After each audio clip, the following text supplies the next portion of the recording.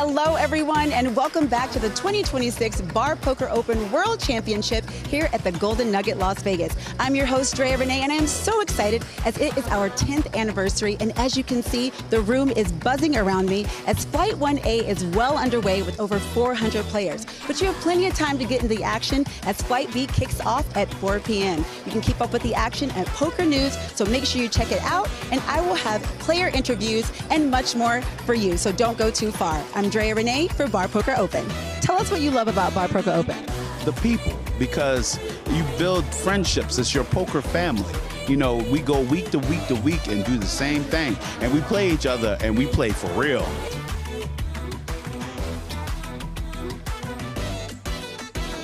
All right, tensions are high here at the Bar Poker Open as we are on the money bubble. 53 players will be going home with some cash. Exciting times, as you can see behind me. Let's see who's going to survive that payday and take home some cash.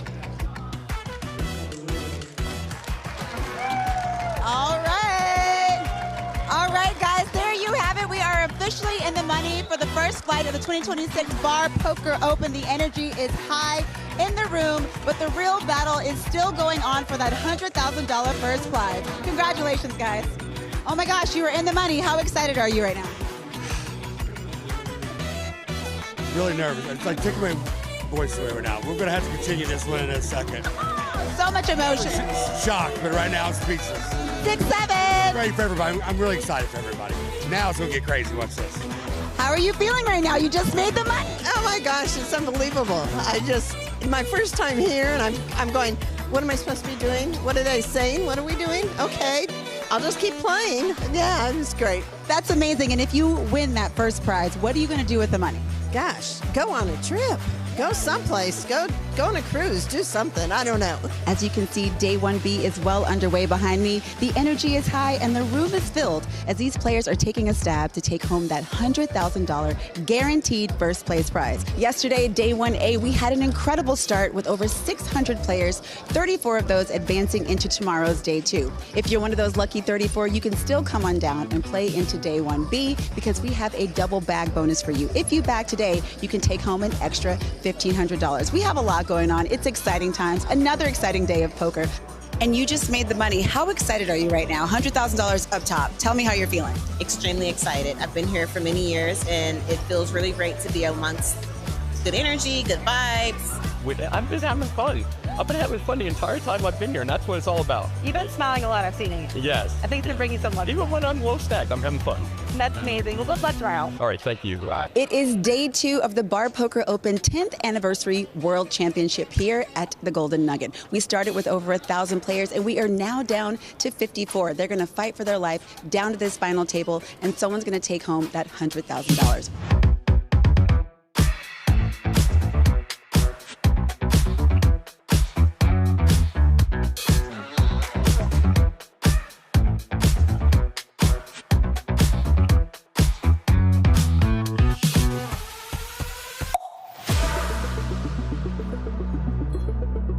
All right, everyone, it is finally time for the Bar Poker Open Player Party. It's been an intense couple days of poker, but now it's time to let loose, have some fun, have a couple drinks, and put the bar in Bar Poker Open.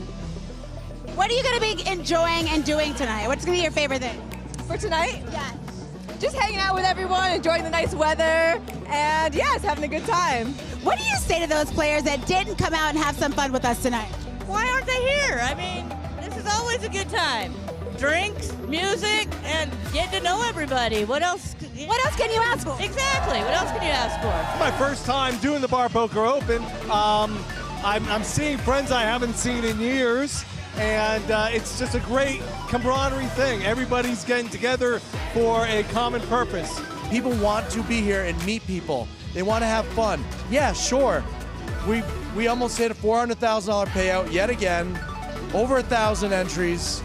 $100,000 first place. Great. But everything everyone's going to take home this week is all the people they met, the new Facebook friends they have, new Instagram follows they have, all that thing for people from all over the world. And how special is it for people to come out here who don't even really play poker, make a final table, get on the live stream, maybe have you commentate? How amazing is it? I think it's pretty epic. I mean, when you're a poker player, you sort of like live in that dream to go play in the big events. So whether that's WSOP for some people, the Bar Poker Open Championship for other people, everyone's got their different things that they personally love, and I think a lot of people really aspire to do it. Hey guys, as you can see, Bar Poker Open knows how to throw a party. I'm gonna go have some fun, let loose, and have some cocktails, and we will see you all tomorrow for the final table.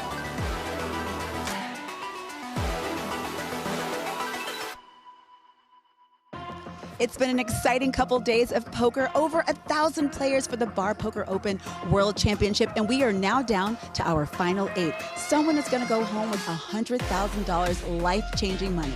Let's meet our final table. Henry Hearns, No Limit Pub Poker. Jermaine Mingo, No Limit New York. Ian Alvin, No Limit Florida. Bob Carswell, New York Free Poker. Maria Piosecny, Eastern Poker Tour. Gaurav Sangal, I go by G in the poker world. Contenders. Peter Cody, EPT.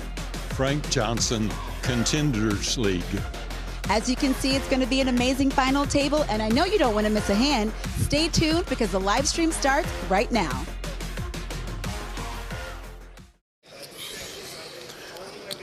All right, we're here. We're live, Las Vegas, Nevada, 10th Annual Bar Poker Open Vegas Championship.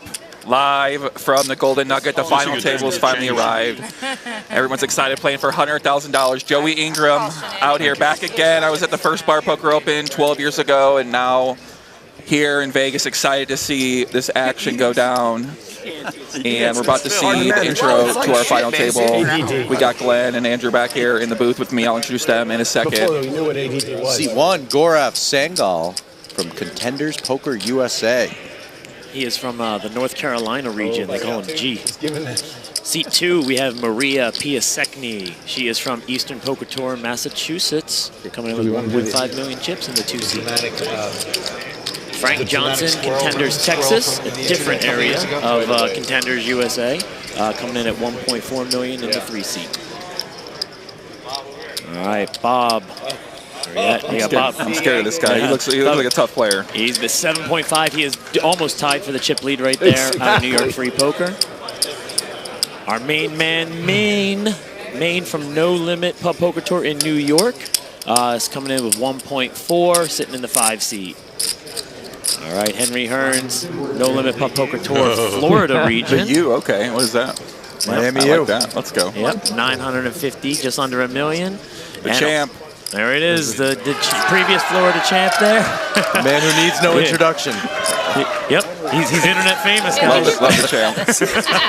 And then your chip leader, Peter, coming in at 7.6 from Eastern Poker Tour, also Massachusetts area. Streaming live right now. All right, that is 8 players coming in from 6 different regions around the Bar Poker Open world, and cards are about to be in the air. So, what do you think, Glenn? How did it go so far this week? Florida, Charlie's Bar and Grill. One hell of a week, right? It really was. And of course, we always pick the one night to stay up the latest right before we do the stream, which is probably poor planning on our part. I saw Ian last night at the after party at the Circa at 1 a.m. and he was still like, seemed like he was having a good time, living a good life. I was pretty sure. I didn't really think he's going to make it today in one piece, but he actually looks locked in and he looks ready to go. So he's ready. This is another day for Ian. He's a trained professional. So we got Mr. Mercurian here, the founder. Bar Poker Open. Is that? I guess how do you guys think about yourselves? Because I guess we consider you guys Eastern Poker Tour, but also. So this whole crazy idea happened. Actually, initially was going to be an Eastern Poker Tour versus River Chasers event at Borgata, and then that's when we said, you know what? Let's introduce this crazy idea to not just our 2 leagues, but let's find a bunch of other leagues out on the East Coast. And that kind of quickly took on a life of its own, where a lot of the leagues were like, yes, this is exactly what we need. We're super excited about it. And that was how you two came up with the idea for the first time doing that Bar Poker Open Borgata event, where you basically brought all teams together and each team's represented at the final table, and then everyone at home sort of gets to watch and compete for actual chance to compete here. And then that was fear. It was lovely. But it's like, it makes it hard. more muscle to legs. Massachusetts, Pennsylvania, New Jersey, like Western Pennsylvania. So we brought in everybody kind of in that mid-Atlantic region that was interested in 2014. Yes. It took about a 6-month build to get everybody on board. Sent their players up, and we had the first chance. Gave away $40,000, $6,000 first place, and the winner was Eastern Poker Tour. With commentary by the young whippersnapper that was me, Chicago Joey. Yeah, that was great. I mean, that was one of the first jobs I ever did in poker, commentating, and I had such a fun time. And it's great to see the event kind of grow here. 100K prize pool you guys have for number one. I mean, it's not even, I guess it's a bigger prize pool than 100K. It's nearly 10 times what we gave away on year one. Yeah, it's pretty crazy. 10 years later, 10x. Yeah. And especially you can qualify in a bar league. Well, I mean, I know you got to wait. The thing is, I think you got to be good to win these leagues. So all in here from Jermaine, pocket tens. I see some early action. Yeah, Ian, the former champion, he made the final table I think last year as well. Also won the Florida Bar Poker Open Championship. So Ian has got the gift of the run good on his side. So I think he might have a call here with the pocket sevens. It is pretty. He might feel inclined to want to fold. So they're pretty short stacked. He only has about 7.5, 6.5 big blinds right now with the blinds 750, 150K. So he's got about $1,050,000 left. So it's pretty close for him. I don't think he can fold with about only 6 or 7 big blinds. Make sure the camera sees me not. I'm just reading some chat here for you guys while we're watching this hand play out. Though. Good fold? Maybe. Yeah, nice read. Peter might not be folding, though. Well, Peter's got a big chip stack. It looks like he's got about 50. I think he came in the final table about 51 big blinds. What's the GTO solver tell me at this moment? Well, it's like a 9 big blind shove, so King Jack suited from the cutoff. Usually just call. Oh, wow. I had pocket sevens. Mr. Jermaine, pocket tens. Peter, King Jack suited. Peter looks confident. I had pocket sevens. I was seat 7. So let's see. We could have our first elimination here. It's a huge pay jump. Wow. First place 100K. Last place here is going to get about $3,000. 4,500. 4,500. Guaranteed, locked up $4,500. Safe flop for pocket tens. No backdoor flush draw for Peter. He needs a king or a jack. Before, can Jermaine dodge a king or a jack? Yeah! Let's go. That's huge. You need that. Let's go. Nice double up.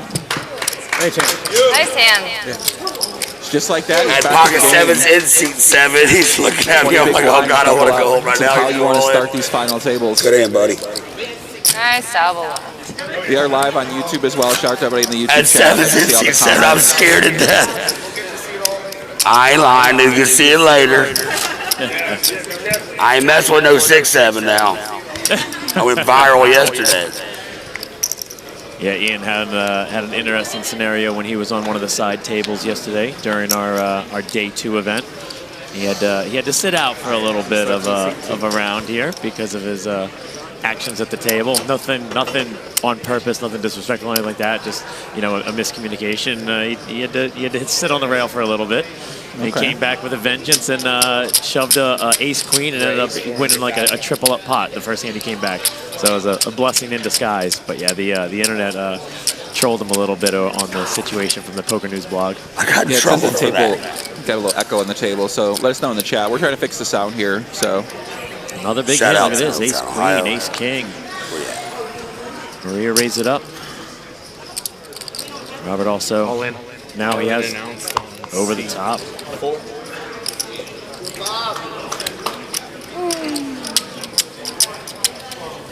Oh, you're talking about Ian's microphone. Oh, okay. Yeah, his was very loud. Yeah, guys, I think that's what you're referencing. Oh, you gotta play I hear it different as well.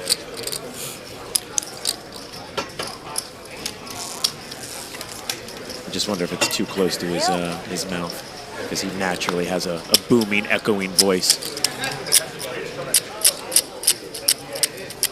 I'd say Maria's going to fold here. It's a pretty interesting spot. I shouldn't be losing if I'm not willing.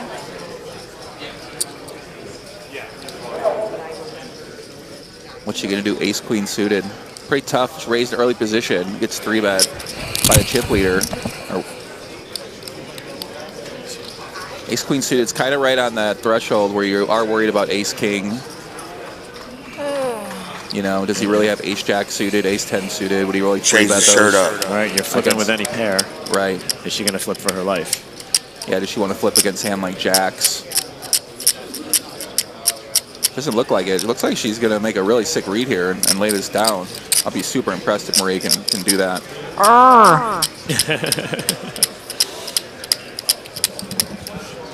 They're telling Ian's microphone is really Ian who's orange jersey. He's really loud on the stream. It's like his table when he talks. Let's hear it. Let's hear it from my one rail. Well, 2 rail. Yeah. All right. Thank you. Hey, that's more cheers than Maurice Hopkins got last time. Is he here? No, he was God, out. he got second. I would think more booze for him. We play with him in South Florida all the time. Yeah. So that's a pretty impressive fold. He's a piece of work, man. The bar poker open players are coming a long way here. That was a great laydown. Ace Queen suited. She kind of knew maybe, hey, he's not 3-betting me that wide. So at best, she's flipping, and at worst, he took the grind out, which is what he had. What a play. She's flipping at best and dominated at worst, right? He was short stacked to start with. Yeah, he was short stacked. So bringing that to our attention here, you know, as we're looking at Maria's stack, based off of where everybody came into day 2 yesterday. So Maria, out of these final 8 players, she started the lowest out of all of them. She was ranked 38th out of the 54 players who made it to day 2. She only had 300,000 chips going into the day, which, if I'm not mistaken, was like 6 big blinds. So she came into day 2 with 6 bigs, and now here she is at the final table, making great plays, still in it. Just over $1 million now. Yeah, we hear you guys' feedback on the mics and about the echo on the chips and everything. So they're on it. Hopefully our guys are on it in the back there. Hopefully we get that fixed and can watch the rest of the final table without it. Or maybe it's fixed now. We're on a delay as well too. So.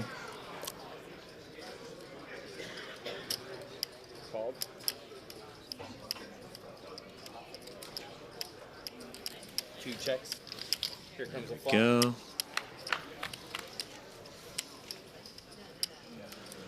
So Maria's got the best hand here with King 3. Gorov just limped in the small blind. He's going to take a stab here. Actually, a pretty decent hand to do it with the gut shot. Takes it down. Nice hand. Actually, no, he doesn't have a gut shot. You see, he had a backdoor gut shot. He had a backdoor flush draw, backdoor gut shot. Better than nothing. There we go. So you guys in the chat rooting for? I see a lot of people in the chat. Let us know who you guys are rooting for, what player you want to see win, what league are you representing, and tell us more about you guys. My name's Joey Ingram, longtime poker player, content creator, podcaster, all sorts of poker world things. And Bar Poker Open was one of my first commentary jobs I ever got hired for when I started my YouTube channel about 12 years ago. So they've come a long way. It's great to be here. I got Mr. Glenn Ricori in the booth here and Mr. Andrew Griffith in the booth as well. 2 guys who helped to build this league to be what it's become. And quality looks great this year, guys. You guys really improved the video. I mean, this video looks amazing. Just got to get the sound. We're getting our sound worked out, and we'll be good to go. I think we're good there.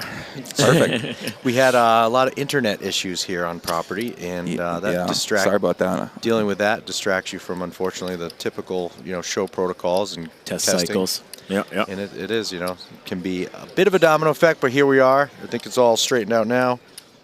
Cool. All right, guys. Sounds good to go. Let's lock in. Let's enjoy the game today. I'm excited to see who's going to take this one down. My pick to win it early was Mr. Robert from, I think he's from Eastern Poker Tour, but he looked like pretty legitimate player. He's a New York guy. New York? Okay, yeah. New York free. They said he was crushing in the New York game, so I was like, okay, this guy's a winner. I'm looking for a winner. I'm looking for a chip leader, so it's a pretty interesting spot. Gorov shipped the dealer. Wow, he folds ace-9. It's a pretty tight fold. But we are all in the short stack here, so I guess what's the strategy you got to think about? First place is 100K. Second place is what, 50K? Yeah, 65. 65K? Yep. And this is a pretty big discrepancy in blinds. You've got the top 2 are 40 bigs or more. Then we got our bottom 3 or 4 are 7.5 bigs or less. Yeah, I mean, it's a good question. The majority of the chips are up top. Yeah, like at what point do you try to ladder up because there are four short stacks versus trying, because if you do ladder and you can stick around, these pay jumps do increase pretty massively. 65K, 32 for third, 21K for fourth, and 15K. So next place out it's 4,500. So I think these guys are all just wondering, okay, if I get up to fifth, I'm making an extra, $10,000. So maybe they are going to see a little bit tighter play, which I think makes a lot of sense. Yeah. I would guess most of our players have never won even 8th place money or more. So this is going to be one of their biggest, basically everyone's biggest payday. So. I mean, that's what's cool about the BPO is you see a lot of players at these final tables who don't normally play WSOP events, or they don't, you know what I mean? They strictly bar poker players. Yeah, you get the $1 million experience, right? That's what we started with the idea, a decade ago when this was kicked off, is you get the experience of playing in a WSOP event or a WPT event or something like that, where you're on this feature table, you have everybody watching, you have your friends and family cheering at home, the league people that you play against at your local bar, they're back watching it right now. If you're in New York on the East Coast, you're looking at it, it's after 4 o'clock, and you're 4 o'clock on a Thursday, you're on your phone checking out the guy that you played with last week, sitting to your side, and he might come home Friday with $100,000 in his pocket. For the first time. We've seen it happen plenty of times here too. That's why I always love to see who's going to go deep in these events. That's why I'm so impressed by Ian being able to get back-to-back final tables. I mean, that's incredible. He doesn't play any other tournaments. His only cashes are in bar poker events. Yeah, he's got 4 cashes, 3 are bar poker events, 1's in a Florida event. But it's not even like it doesn't seem like he's a casino player. Yeah.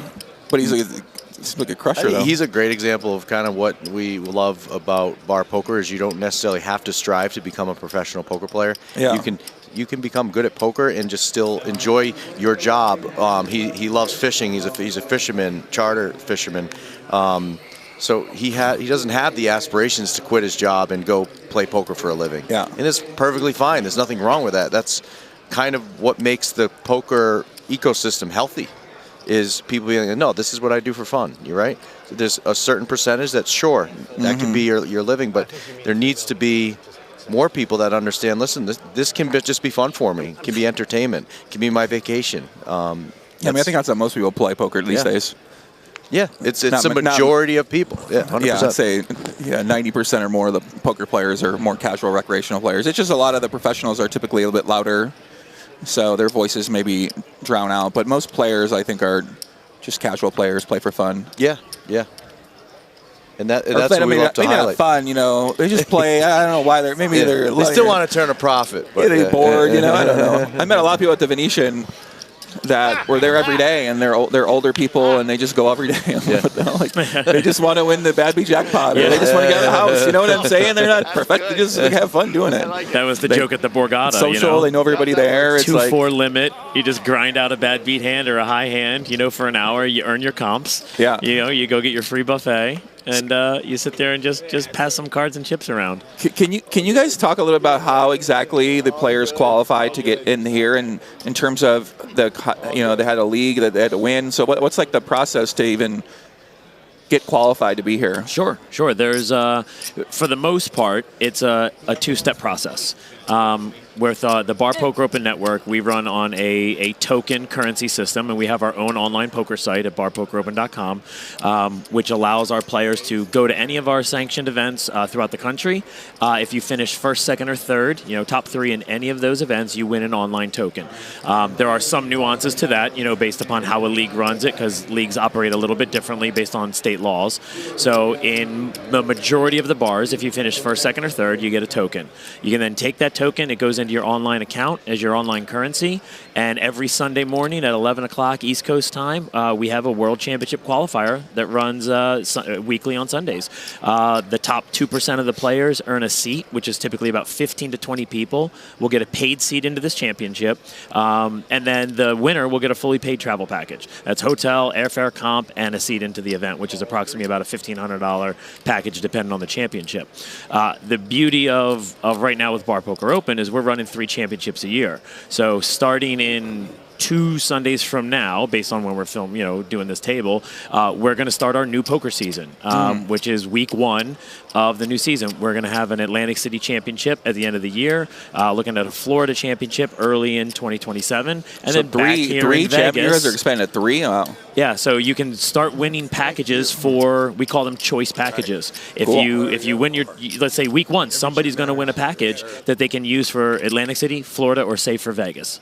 And you got to use it by Vegas. That's the end of the season. And then it rinses and repeats and starts over. So right now, all the players across the country, you can have tokens in your account because the tokens don't expire. So there are people with 10, 5, 200 tokens that they've earned over playing online. Let's take a look at the hand here real quick. Yeah, we're going to have all in here. Frank's in a very good spot. So Frank just cold called pre-flop here with King Jack suited. Flops top pair with open end straight draw. I mean, if you're Peter, you can't really do anything here. You got your middle pair. You have ace back up here. So you're going to have the best hand sometimes. But Frank's going to have about 77% here to double up. This would be a huge double up. So Frank can get right back in it. I mean, he's still going to be pretty short, but he really, this is a good spot, though, for him. And there you go. He's just got to dodge a king right now. Turns to straight. River is the 5. There we go. Backed up to 1.4. Nice hand, Frank. Say, where did he Big sigh. I mean, when you just cold call there with King Jack suited, you're pretty much praying the ace doesn't come. It's not an ace-high flop, so.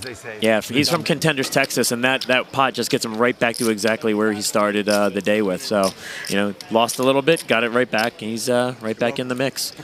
I think what are our blinds? We were at 150,000 big. Yeah, 75, 150, Henry Hearn's a very short stack there, about 3. But you can see there's 3 super short stacks, so everyone's kind of trying to hope the other one busts out here pretty soon, and these guys can book their biggest cash. That feeling. I guess for Ian, it wouldn't be his biggest cash. He's already had a chance to win one of these events. 50 grand.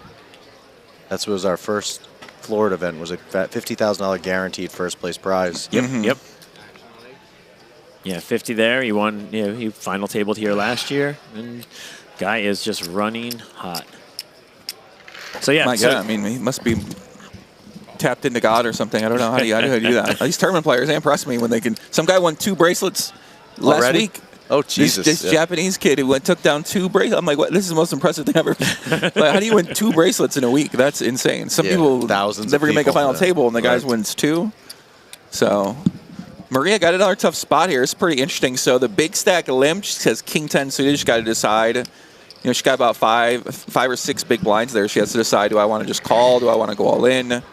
She decides to just fold. I think that makes sense. She probably doesn't think she's got much fold equity if she does shove and Peter calls. So sometimes Peter could be trapping with better hand. And Maria's been playing very snug all day yesterday, and that's how she ended up ultimately getting here. She really did fold a lot of hands that me personally, I wouldn't have folded, but it absolutely worked out for her. Yeah. And this is why she's here. Guaranteed $4,500 locked up prize.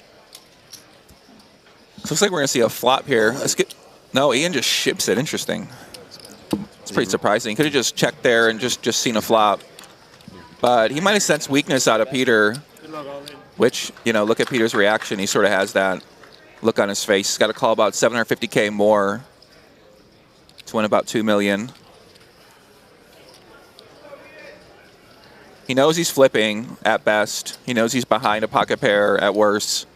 And he just lost the hand before this.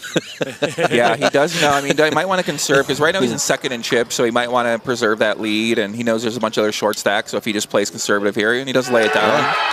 Nice fold. Yeah. I mean, you guys, that's a good point, right? He does want to kind of preserve the spot that he's in. Yeah. Yeah, don't take 2 hits in a row. Right, even though, it was only about 4 or 5 more big blinds that still can add up here, especially when there are these big pay jumps. Yeah, like you said, he's at best flipping there with pocket threes. Right, exactly. And I'll even add on top of that, you're up against Ian. I think he's one of the guys you don't want to have chips at this table. Like playing against Ian might have been a decision of if it was another player, maybe he calls. But you have a guy that you know already is a champion. You know he was here last year, and here he is again. Like, don't give him ammunition. Yeah, it's actually a really good point. Could be. I mean, yeah, he's kind of short stack, but yeah, I mean, at the same time, if you do get the guy going, you could be worried about that. And I think one thing to note is the rail at this tournament is, I think, second to none. The amount of people I know. behind. Wow. I mean, there's a lot of people out there. Yeah. So the blind just went up, guys. So now everyone's even shorter. The shortest stack, Mr. Henry, has about 3.5 big blinds, I believe. So we're going to see a lot of all-ins here. We're going to see a little consolidation of this table. They can only hang around so long. Can only fold King 10 suited for so long and Ace 9 offsuit to shoves. Now this is the spot where you got to be looking to get in with those hands and say your prayers. This is one of those uncomfortable final table spots where you're just like, please, can someone else make a move? Somebody else go out. It's like, I don't want to be a part of it. Exactly. I got 3 big blinds left. I got, at some point. Just hoping that the smoke clears, you're still standing. Exactly, yeah. And that's why you really want to be in the chip leading spot. Robert right now, he's in cruise control. He feels good. And that's why we probably saw that little tight fold there. And look at that. Peter is rewarded with Ace King, but he's going to get no action. It's disappointing. That's the time when you're like, please, short stack. Make a move. Exactly. This is what you're hoping for when you had Ace King. So he gets a walk with Ace King. Yesterday, Ian had pocket aces in the big blind and got a walk. And he's like, I haven't gotten a walk in 7 weeks. He's like, I get a walk with pocket aces. You got to be kidding me. It's always tilting. You're like, come on, finally, I'm playing all these BS hands. They're seeing me play all the hands, and then you get a good hand, and you're like, oh, thank God. They just fold. You're like, okay, what's going on here? The hands you don't even think about. Somebody goes, yes, aces, my chips are in. I don't even got to comprehend what to do here.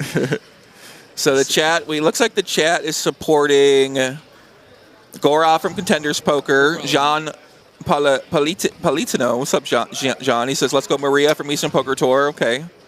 Jean Politano. Politano, okay. I know Jean. She's great. Shout out to Jean. Alinea 2726, bring that prize home, Maine. Okay, let's go. So Maine is Germain. Germain, let's go Germain. It threw me off forever because I live near the state of Maine, so everyone's like, well, who lives in Maine? Martha Brown says Ian. Okay, we got an Ian fan in the chat. Shout out to Martha. What's up, Martha? How's it going? Ashid says Garav, Contenders. Okay, Garav's got some fans. Ash, fan of Garav as well. Okay, so Garav's got some supporters in the chat.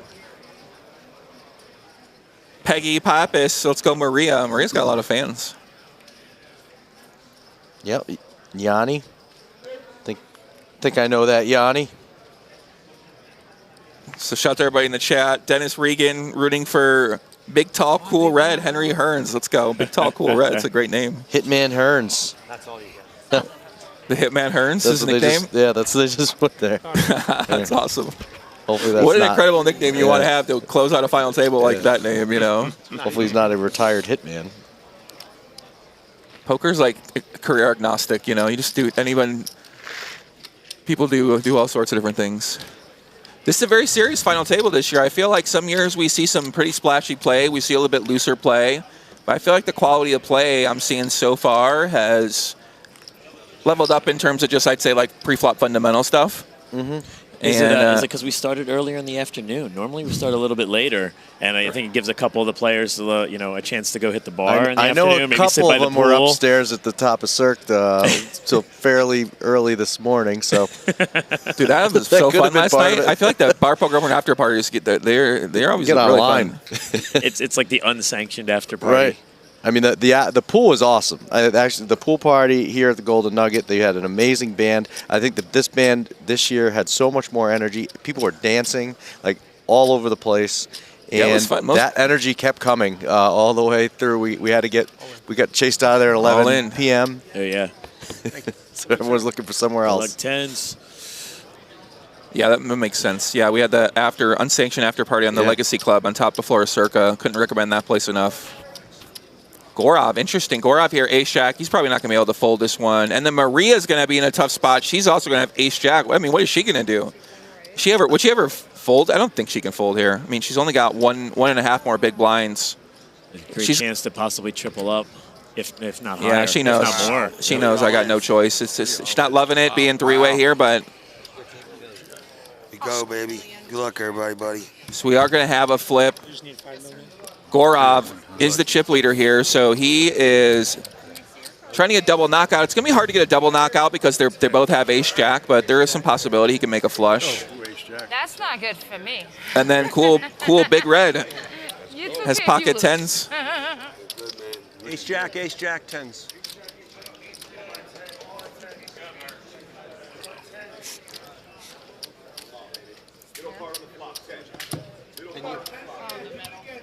Yeah, Henry. Come on, Maria, you can do this. Good luck. I'm sorry. Making sure we get the pots right before we go. Yeah, a couple of side pots to work with here. Let's go, Maria. Maria looks confident to me. They had him here. They had one. She's sitting on that booster seat like I sit on. Ace. Yeah. I'll take an ace. Those two are all in. That's how they had. She looks confident. Aces, 2 jacks. Like that?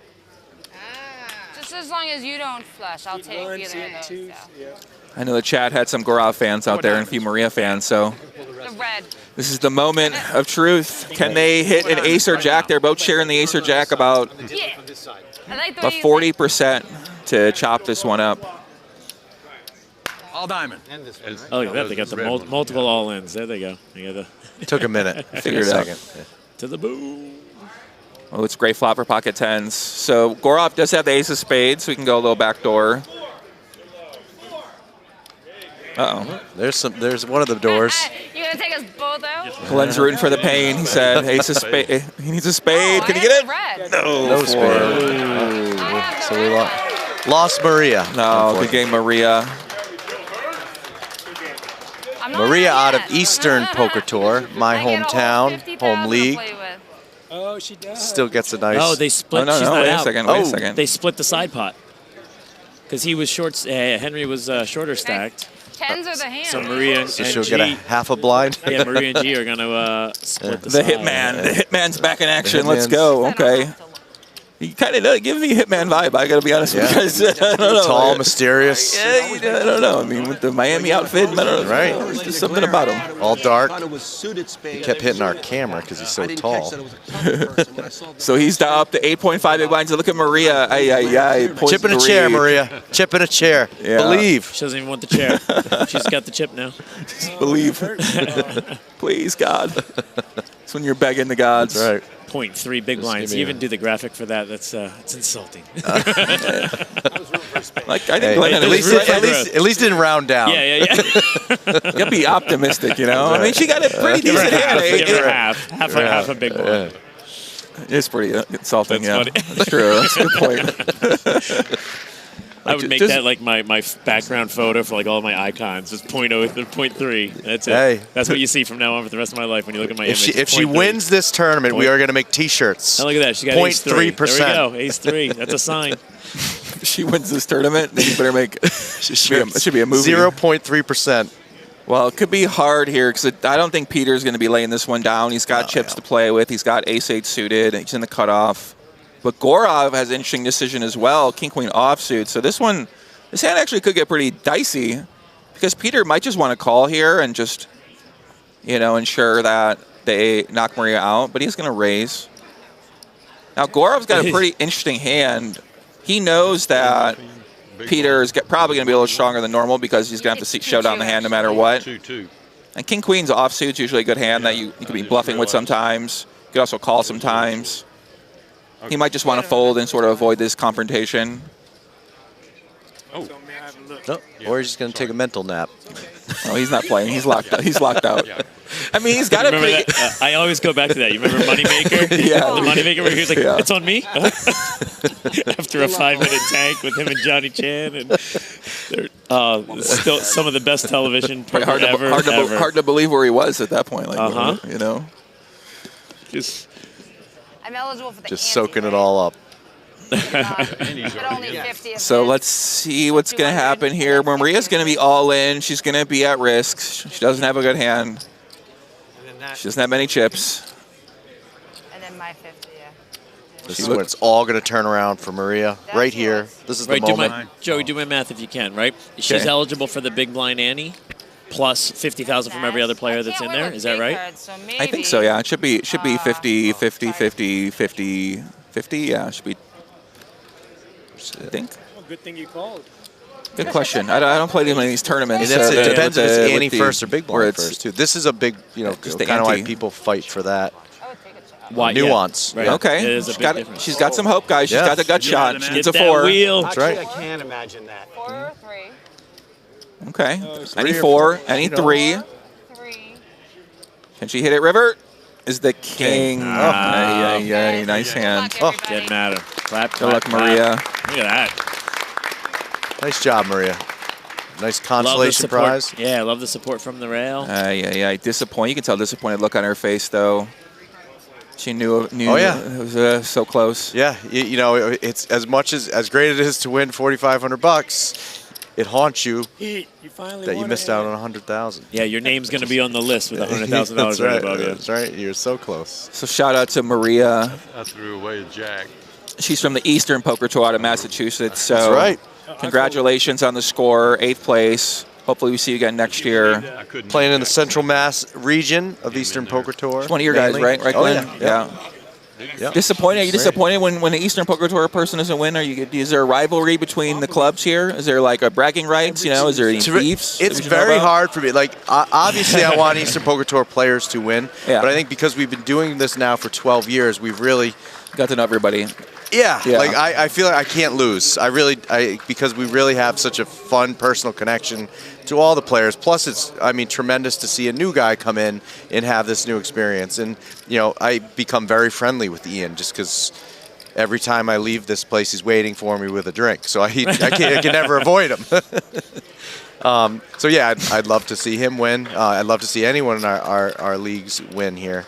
Very diplomatic answer. It is, but it's also true, right? You got a founder, you got to be diplomatic man. But it's also true because, there's almost 15, 20 different leagues here from around U.S., Canada, and Australia. I don't need it. And I've decided I represent River Chasers, but I also represent Bar Poker Open as a whole, just like Glenn with Eastern Poker Tour, right? So when I look at, we have so much going on behind the scenes that we're working on. It's hard for us to also be the champions of our individual leagues. But we love watching that outside there. So we look at the other league owners who are able to be with their players and throw parties because they're not here working like we're working behind the scenes. And I wish like we had that opportunity, but somebody's got to work. Somebody's got to put all this together. I almost moved that. So Yeah, I see your point. You don't really have as much time to always because I know a lot of you guys. That's what you see, like the Donnies, the Jimmies, the Carls, Melissa. Yeah, they're there like players first, and that's genuinely what we So you guys tell them to basically do. partner with these individual leads, and then they're in charge of building up their own communities, and then they get to send people out to these events, and then exactly, and then 15, 20, like you said, met some people from Australia last night at the pool. Yeah, great group of people. It's like, where are these guys from? What's going on here? So, Yeah. it's pretty amazing that you can partner with leagues in different countries and have them come here for this championship event. NPL, Simon's region out of NPL, and this is their 3rd year, I believe. Yeah, I think we met him 4 years ago, and he said, I'm coming in next year. They've been here ever since. Yes. There was an Australia. Different players qualify. Yeah, it's great. I met them through Luke, was one of their players. He's sitting there poking around our live stream set, peeking around back in the stage. I'm like, sir, can I help you? And then this Australian accent. Then he starts telling me all the league he's part, so we kind of exchanged information. And that's when he introduced me to Simon, and Simon was like, oh, this looks great. I'm going to come out next year. And then that became a new year, which... that's cool. I mean, that's amazing. Unfortunately, they're at the final table this year, but maybe next year we'll see them. Yeah, one of their players, I think it was Elizabeth. I think Yes. that's who it was. Yep. Yeah. She went deep into day 2. And last year that we had, I think one of the players finished in 3rd or 4th. Yeah. Yeah. Yep. So you come with about 10 players or so. He's hoping it keeps building, and they have some unique ways they can run tournaments where they can actually run full buy-ins in the bars.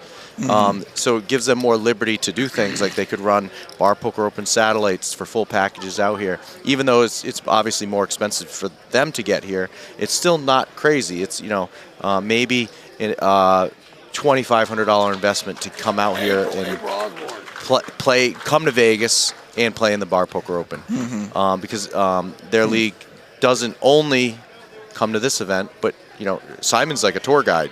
He's he's flying into LA. They're making all their stops on the way here. They're driving in 3-4 hours.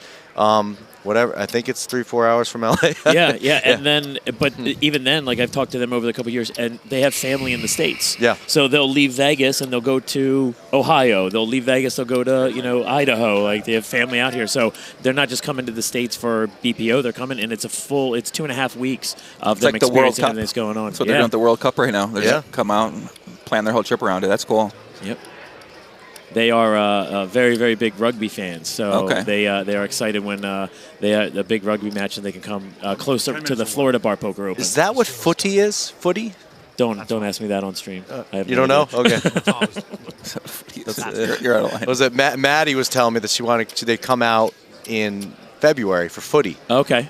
And I just kind of pretended I knew what it meant. Sorry, I didn't know what it meant, Maddie. But I was like, oh, cool. So a little bit about going to the table here. Maine at the 8-9 suited. He did a roller coaster ride yesterday. Day 2, he was up close to 2 million, down to 400,000, back up again. He was involved in the action, and nothing because it was crazy, not because he wasn't playing good or bad, just the way the cards fell. I think they all made right decisions, and sometimes you win, sometimes you lose. Yeah, he's got in this spot. He's got a pretty easy fold. 8-9 suited. 8-9 suited is a hand you want to play. You want to see a flop. You think maybe cheap. I already have a little bit invested in the small blind, but the kind of stack he's at, he's really not going to probably call a ton from the small blind. Probably just wants to go all in or fold, and for to have a better hand like an Ace-9 suited or Ace-8 suited. So I think he made a good fold there, but you can tell he wanted to play that hand. And now Henry's got a pretty interesting spot. King-8. The raise is a little bit bigger than normal. If he min-raise, he could consider calling here with King-8, but I think because he made about 2.5 big blinds, it's a little bit bigger. And plus the hitman doesn't really have many chips to maneuver with, so he just might want to play shove all in or fold. Kind of seems like we're seeing a lot of these guys maybe play a little bit tighter, which is kind of right now because everyone's so short, so you're incentivized to fold more to let these guys get knocked out. So the bigger stacks really want to avoid playing big pots right now. Yeah, I think until you get to probably the 4 players left where it might loosen up. It also depends how long it takes to get to that point. Yeah, it really just depends on the other stacks. These people seem pretty aware of those factors too. We've already seen a couple tight folds as well. A couple of spots they could have just cold called and maybe saw a flop, which would be pretty normal play as well. They kind of all tended to be on the little tighter side.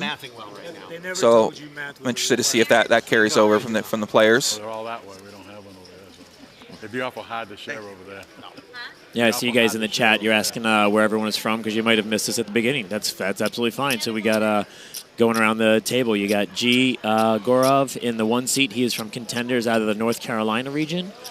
We have Los Maria, who was playing from Eastern Poker Tour. She busted in the 2 seat. 3rd spot, we got Frank Johnson, also Contenders, but he is from Texas area, so different area for Contenders. So we got two Contenders at the final table here. Bob Carswell sitting in the 4th seat with the absolute chip lead right now. He is 2-1. Oh, well, he's 2-1 over the G, but not as much for Peter. But Bob is from New York Free Poker.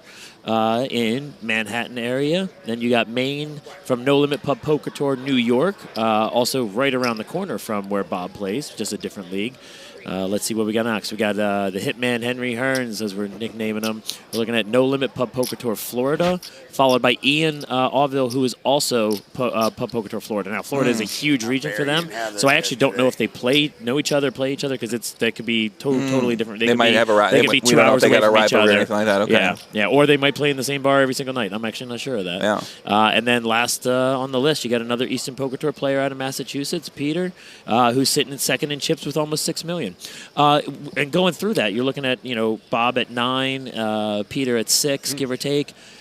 We had this conversation yesterday at the feature table because Bob came into the table with a 4-1 chip lead when he got balanced and moved over to the table. He had almost $2 million, and everyone else had like 500,000. And I was expecting him to come in and maybe be the aggressor of just making sure, just 2.5x maybe, 3x, just pre-flop and just get people moving. And he didn't do that. It still worked out for him, clearly. He's chip leader right now. But I'm thinking about that. All right, you're at the final table. You're down to the final 7 people. At what point do you change gears? And you've seen now for 6 hours of poker, everybody else playing tight. At what point does anybody change gears and just try and put the pedal down and try and scoop up more blinds? Because you're looking at, you know, what is it, 500? You're at 500,000 pre-flop in the pot, just to scoop the blinds. Just go after it. Do that 2 or 3 hands while people think that it's it. You know, don't do it for 10 hands, but maybe get 2 or 3 in an orbit, and you're up to an extra 2 million chips possibly. Wow! It changes the dynamic of the table. Save my ass, baby. I knew you didn't have an ace. So Ian got extremely lucky there because Robert could have opened pocket 3s. He just decided to limp. Let's go, 6-4. He gave Ian a very cheap price in the small blind, limped in, hit the miracle flop. He's excited. Let's go. Love his passion. You know, I love that. Love the excitement he brings to the game. I was shocked. Passion he has for playing. Sometimes we could still hear him from the outer tables, even because he played the feature table yesterday for about half the day, about 3 hours, and then when they rebalanced, when they got down to 24, he got balanced out to the outside rail. Every now and then, you could still hear him. He has that loud booming voice. Special, baby. Yeah, Ryan Meeks said check jam would have been better. Yeah, I mean it's kind of interesting there because if someone had an ace, you just think they're going to raise pre-flop, so you're kind of just like. Please call me. You know, at that point, the question, should he check and maybe let someone else bluff? That's actually a pretty good point, too. But he probably got a little excited. He just wanted to go all in there. Did you? Wow. That's what I'm saying. That's what I was telling you. But yeah, it's an interesting thing to consider. That's going to be a big pot here. Nice aces for some people to play. So let's see if he does change gears. So we just saw him limp in with the pocket 3. So let's see now if he does decide to raise. Maybe wanting to just take a pot down pre-flop. Maybe just saw on what happened that last hand. Or maybe he's got a limping strategy.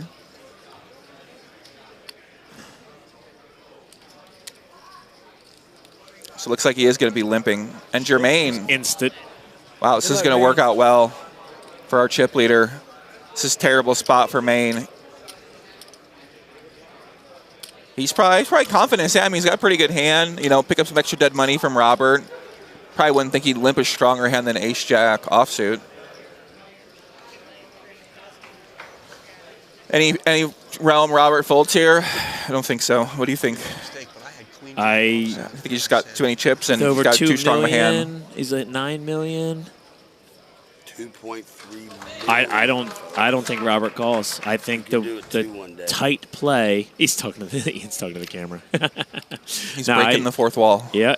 I don't think. I feel like Ian's talking to me. I don't know why. You directly. Yeah. What the hell? Creepy. He's talking to your soul. That's right. So Robert, this is going to work out beautiful for Robert. It doesn't even look like he's considered folding. He does. Yep, there it is. That's he calls. Good luck, all in. Let's go, Maine. Okay, so Maine's going to need some help here. He's 23% to take this pot down, and he's already survived once. Griff, let's see, can he do it again? Look at this beautiful split screen. It's a great shot. Here's the flop. Got a backdoor flush draw, backdoor straight draw for both players. Now you can chop with a 6 or a 3. Ooh. River. Oh, he's alive. Oh, let's go. Wow, what a river. Wow. The miracle jack.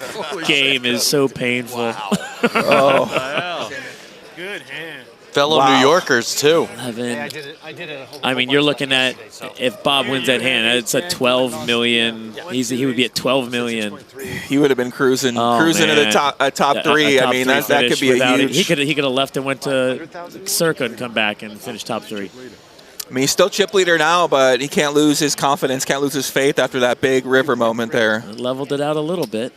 Yeah, I mean, that's a pretty huge blow. Wow.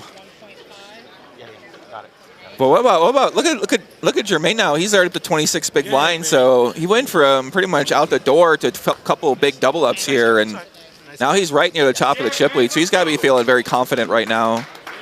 He's got to be feeling very good.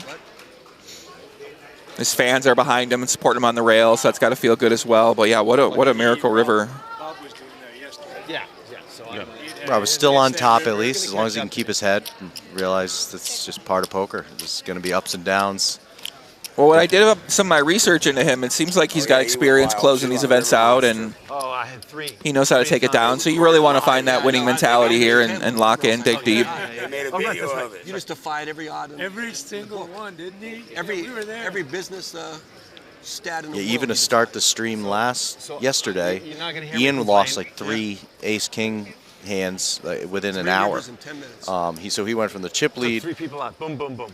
lost about 20% of his stack within the first hour, but he kept his head, calmed down, stepped away, because it's easy to let that snowball. You start punting off. Yeah. Oh yeah. Yeah, he came into day 2 as second in chips, and then he came into this day with almost the exact same chip count as he started yesterday with. Even though it was lower, clearly lower. He's at 1.4 million. Nope. Nice. Look at that. He just got those chips. Jermaine's going to ship it in here. King Jack suited. I like this play. Try to fold out. Henry with $1 million with suited ace. Yeah, I mean, this is a play designed to fold out a hand just like this hand. Fold out a better ace, ace suited, ace 7, ace 6, hand like ace 5. If you're Henry, I mean, it's actually pretty close. He does fold, so if Jermaine just limped there, just made a min raise, Henry might have decided to reshove that hand. So I like his shove all in. And now Ian looks like he's just waiting to see what his cards are, what he's tanking with. Is it better than ace 5 offsuit? I don't know. We'll see. I'm very curious what he has. We're all sweating it. He's got the Godfather shirt on. Let's go, Ian. What does he have? Maybe not talk to the rail, Ian.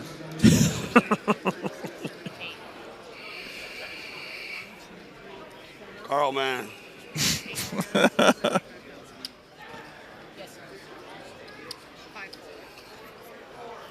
Pocket 9s. Oh, wow. Okay, that's a close spot on the button here. So yeah, I mean, he's got to be thinking. I mean, could be some pocket pairs, pocket 7s, pocket 6s, pocket 8s. Could be hands that Maine might shove with. So he's thinking, okay. You want to let me push it in? They Does he want to risk it? They have played together a lot yesterday. They were on the feature table for at least 3 hours together. And he knows Maine just got those chips. He might even think he might even play tighter than that. So, you're thinking, okay, do I really want to flip here? Do I want to wait for a spot I could be the aggressor? And he's going to fold.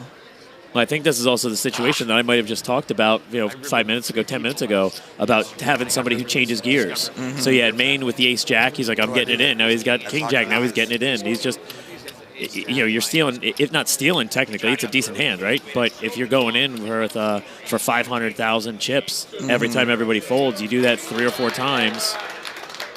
Yeah, you can. So it's a risky strategy. It's a high variance strategy because if he does get called there by ace 10 or something like that, then it kind of doesn't look good. But when it works out well and you win hands like this, you can see Ian. He's talking about the fold. I mean, pretty impressive fold there from Ian. I think it's a pretty close spot, especially when you got a guy with five big blinds as well still left.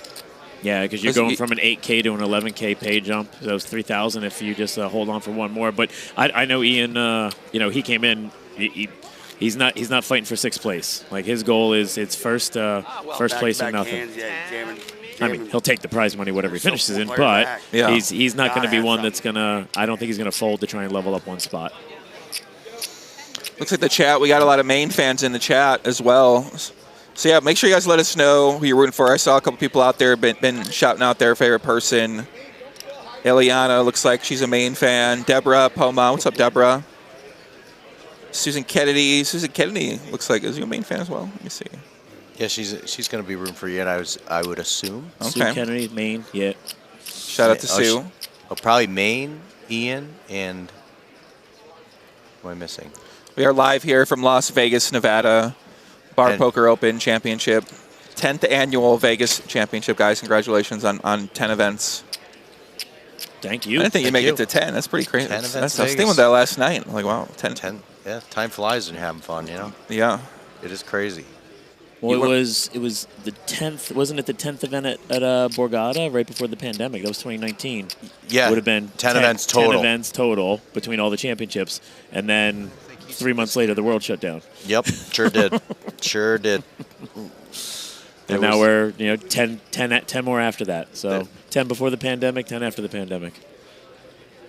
And yeah, there was certainly a lot of soul searching during that time. Are we going to really start our poker league back up? And a lot of I mean, not all of them made it. Yeah, and it's not an easy business. It really isn't. I think there's it just kind of it goes to show how good the leagues that are still currently operating are, and how they were able to survive through a big shift in just people's behaviors from COVID.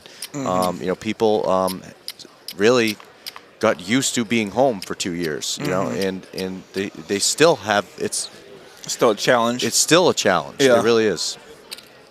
Maine Look at Maine. Maine's on a heater right now. We got to ride this heater. Let's go. So Maine's got top pair. I mean, this is what you need to win this event. This is a good sign for Maine. He's got to be feeling so great right now. Koro's got a pretty interesting spot. He's got double backdoor draw, backdoor flush draw, backdoor straight draw, which could be a hand some people consider continuing, but he just folds. Nice fold. Nice play by Maine. So Maine, look at that. Maine's already up near the chip lead, 6.2 million. So he's close. He's big change of events. You can see a big clash here with him and Robert. Looks like for the most part, Maine's one of the most active players I've seen so far here, playing more hands. Do the bars get anything if their player wins? Do they get a bonus? It's a funny idea. Yeah, no, I always joke that you definitely have to throw a player party when somebody goes home. You know, and you use the trophy. Have you seen that trophy? It's gigantic. You use the trophy as your card protector throughout the tournament. Dude, they should put your face on the wall. They did that for Ian. Winning. So the bar that Ian plays at, they said home of the Bar Poker Open Dude, champion. You know how it's like World Series of Poker, there's a banner on every like for a champion? Like every bar league should have the champion. Well, I guess it depends where the event's at, right? If it's at like Chili's. I heard some other events are at Chili's. Like, I was like, wait, I can go play bar poker at Chili. Like, what's going on? Buffalo Wild Wings. Yeah, it's amazing. Yeah. I think it would fit in, though, with more Buffalo Wild Wings, because you got the little league teams that are on the wall that they sponsor locally. That's right. And then, Ian's face. Yeah, that's right. That's right. Dude, I'd put him in my Hall of Fame. Why not? I'd put him on my wall. Yeah. That's pretty cool. So, Joey, I didn't tell you about this. There is a player that came in who plays online with our system. He's been playing for years. And one of the avatars of the characters that are available on the online site, he said looks like him. So he took that avatar and he put it on a T-shirt, and he has his name on it, so he's wearing it around. It turns out to be my avatar, of me, that was computerized and cartoonized. So I'm doing registration. I look up, and I'm looking at my face staring back at me, and I was like, what is that? He's like, oh, it's my avatar. And I was like, technically, it's my avatar. So he didn't realize I was the one on his shirt. And he had multiple shirts made with my face on his shirt, and he was just like, yeah, but it looks just like me. It was the craziest thing. Okay, that's bizarre. Yep. Not the weirdest thing I've heard recently, but I mean, wait a second. What? Yep. He's wearing your face around. But he didn't know it, right? But you're one of the avatars, and he thought the avatar looked like him. Yep. Did he look like you? So he has a really long beard, and that's what he said. He said, it looks like me if I didn't have a beard. Okay. And I was like, all right, I'll blame you. How did we not get a photo of this, by the way? I got it. You got it? Okay. Yeah. I got it. We're going to have to post that one on Facebook. I didn't realize Turns out it's your biggest fan. Yeah, right? Does he know where you Just live? like squaring your face around. I mean, whatever. It's not terrifying. Not weird at all. It's not terrifying to think about. It's very normal here in Vegas. Shouldn't be worried at all. You're fine. Go to sleep. Yeah, that's right. I only have 4 shirts made with your face on it. Like, but it looks like me. Okay. Oh, that's funny. Maybe we make him his own avatar in the bar poker site. We might have to. Stop wearing Griff's face around. Are we still able to add new avatars? We our artist disappeared on me, so I need to go back on a search for a new avatar art. Nowadays with AI, you probably don't even need an AI artist, so we probably should just run our champions through the AI. Whichever AI we want to use, that would potentially fix it. Yeah, the hitman here. He's only got about 6 big blinds, a little less than 6 big blinds. Pretty easy all-in, queen jack suited. He's just hoping to get through here. He's going to have the big stack in the small blind and the big blind, so it could be a little tougher than normal. So these guys are going to be calling a little bit wider.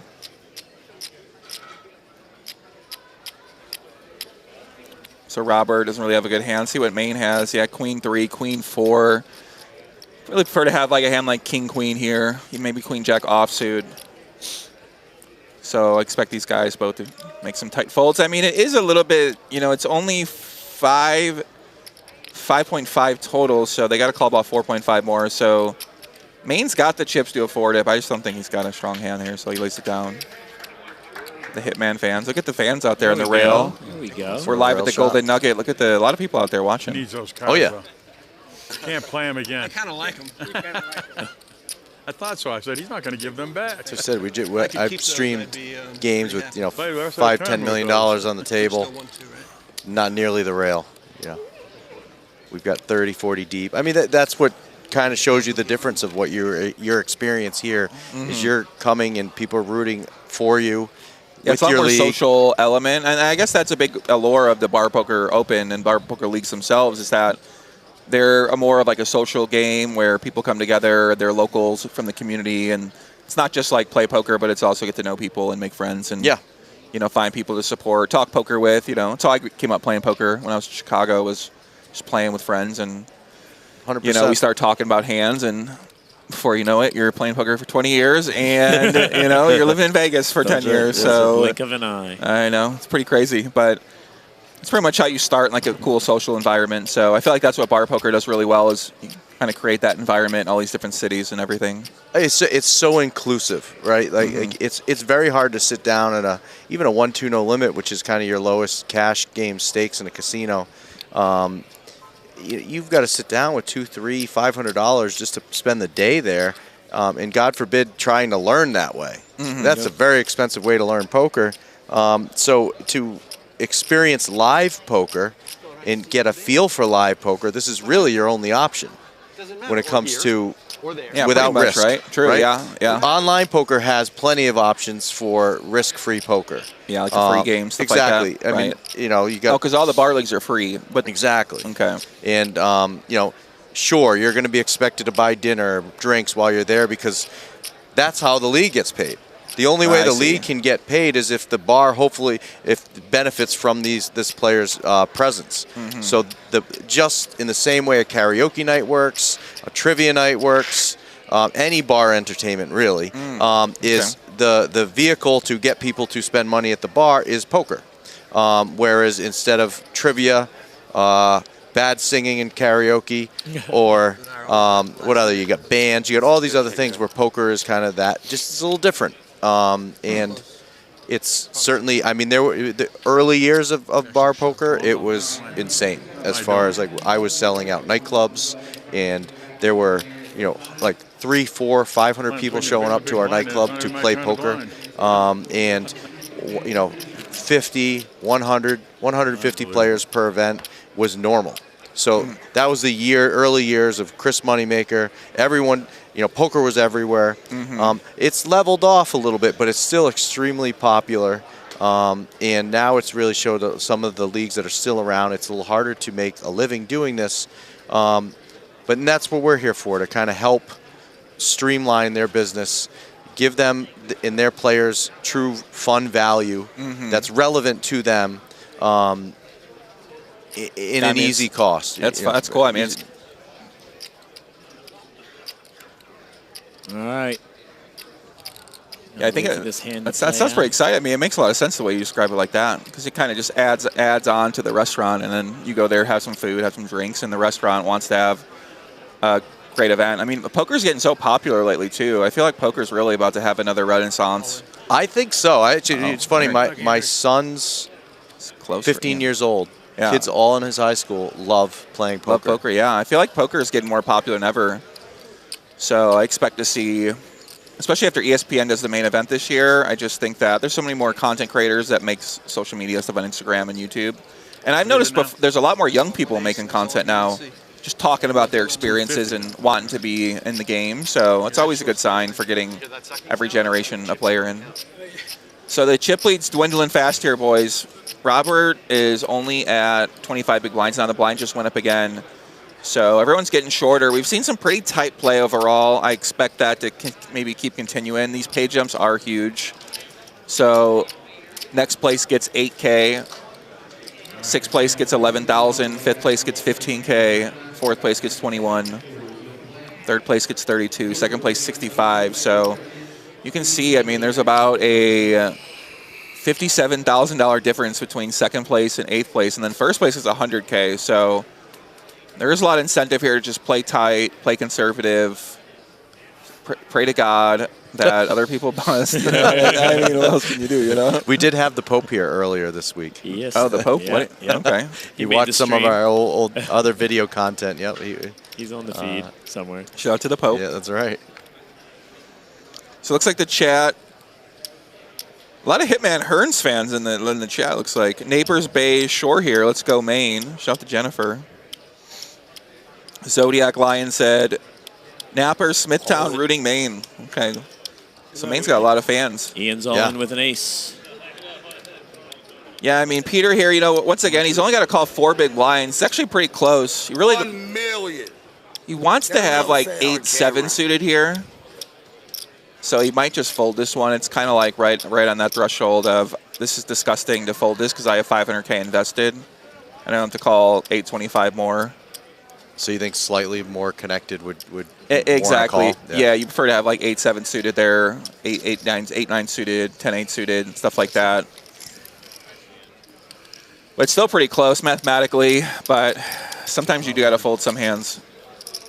All right, gentlemen. Well, listen, I'm with that hand, Ian taking it down. I'm going to fold my seat here. I got to head out to start getting ready for the registration for the Charity Series of Poker event coming up this evening. So wishing everyone here in the chat, thank you guys for listening to me, and to our crew here, thank you to Joey and Glenn for carrying the rest of this the rest of the way. And for those of you coming out to the charity event tonight, I look forward to seeing you over there. So good luck to everybody, and enjoy the rest of the trip to Vegas. Cheers. Cool. Great work. Thank you, Andrew.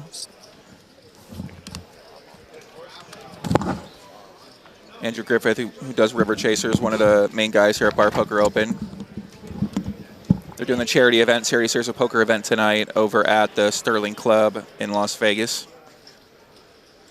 So a lot of the Bar Poker players are going to be over there donating for charity. Jermaine's been on a heater right now. He just ships it in again. He's not really playing this small raise style. He's playing a lot more aggressive style, just pick up the blinds. And Hitman Hearn's been pretty impressive by his ability to kind of stay alive here. And oh, look at that. Peter, ace-jack suited. This could be devastating. I don't know. I mean, I think Peter will probably fold this hand. It's about a 25 big blind all in. And Peter's looking around the table, and he sees really short stacks, so he might honestly lay this down. He really wants to have... See you later. He really wants to have like ace-queen suited himself or ace-king suited. Ace-jack suited. Let's see what he does here. I'm so curious. The chat volleyball video said Ian's going out next. Well, let's see. I don't know about that. He's kind of a little Hollywood in here. I'm not sure what he's doing exactly. Maybe he's just trying to make Jermaine think that, you know, hey, I'm not going to be just laying down my button. 6.2. Kind of trying to just play a little mind game. And now Peter, ace-jack suited. What is he going to do? He looks like he's probably going to fold. He has seen Jermaine shove a couple times, so he might think Jermaine is a little bit out of line. Maybe shove an ace-10 suited, ace-9, ace-8 suited, hands like that. He did see him shove ace-jack as well, so he might be thinking, you know, he might have a little worse hand. So he looks like he's talking himself into it, exactly kind of what we were just describing. He does call. So yeah, Jermaine's gonna get paid here because he's just made a couple shoves, and Peter's probably thinking he just can't have it every time. Ah, you got me. Yeah, he's not happy. So this is a massive pot for Maine. This is huge. This decides the chip lead right here.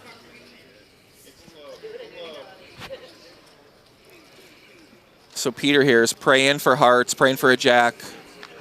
Here comes the flop. Oh my gosh. Top pair, top kicker for Peter, but Jermaine has a nut flush draw, any diamond or a queen. Oh my God. Diamond on the turn. Who are you, dude? What a pot for Jermaine. Nut flush. 10 million chip pot goes his way, and Peter, just like that, goes from near the chip lead to out. Yeah, he's so disappointed. You can tell he's just like, how did that happen? So Peter Coate out of Eastern Poker Tour, Massachusetts as well. Jack of Jacks.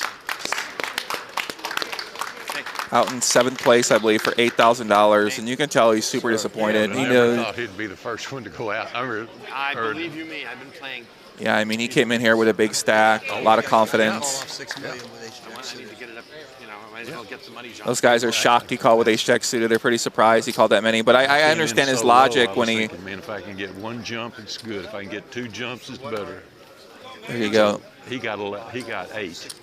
Yeah, no, ace-jack 7. We got 7. Tables doesn't seem like they agree with that ace-jack suited play there. So we're now at 11,000, huh? So we got about 6 players left right now. Jermaine, big chip lead, 47 big blinds. Robert came in with a chip lead. He's in 2nd, still doing well. Gorov kind of just been hanging around. Yeah, money. When that in the middle of the pack, and the Hitman and Ian, they're about six big blinds, and Frank Johnson. I mean, we don't think we've seen him play a hand. Mr. Johnson over there, he's just kind of talked about, oh, I'm just hanging around, laddering up. So next place is guaranteed 11,000, and I think this is going to be one of the biggest cashes for most of these guys here, except Ian, who's already got a 50K bar poker championship. So Ian could be a 2-time champion, so we're really paying attention to see if he can do that. I mean, that would be incredibly impressive. Lottery time, right? No shit, whatever number you want, I'm gonna bag it. Whatever number you choose. Genia in the chat says, let's go New York. Robert all the way. So we got some Robert fans out there. The real Chad Braxton, let's go Maine. No Limit New York in the house. Got a lot of Maine fans. So Maine, he's been riding high right now. I feel like he's just all in. Can't be beaten. Ian just ships it in with ace 10. Is that what you were waiting for? So Ian shoves it in, stands up, he's confident.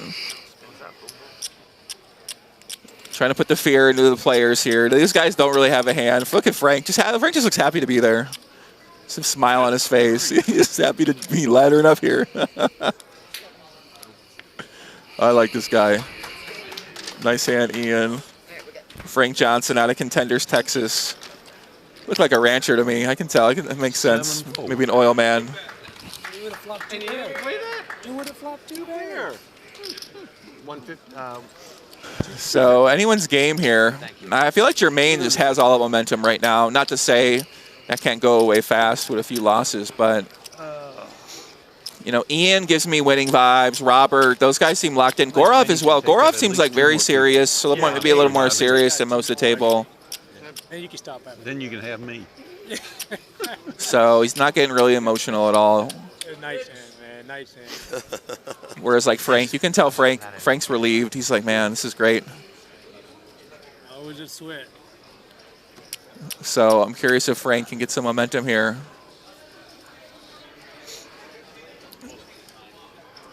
Jermaine definitely is looking to play hands, but under the gun, King 5 offsuit, he's not loving it. Well, you can tell he's looking for an excuse to put some chips in the pot. The Hitman, Hitman's been a little more methodical kind of player, pre-flop, making sure his decisions are right. Henry Hearns. And Ian's kind of unpredictable. I don't really know what he's going to do sometimes. Seems like he's got a couple gears in him. If he senses weakness, he's not afraid to maybe be a little more aggressive.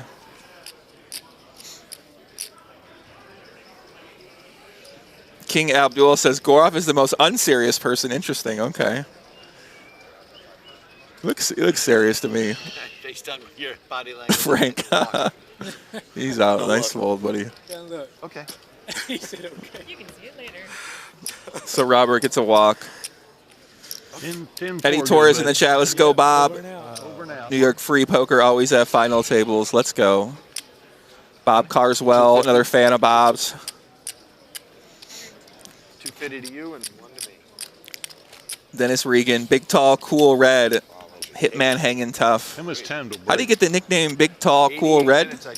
Really? I gotta go to the bathroom. Where's he doing?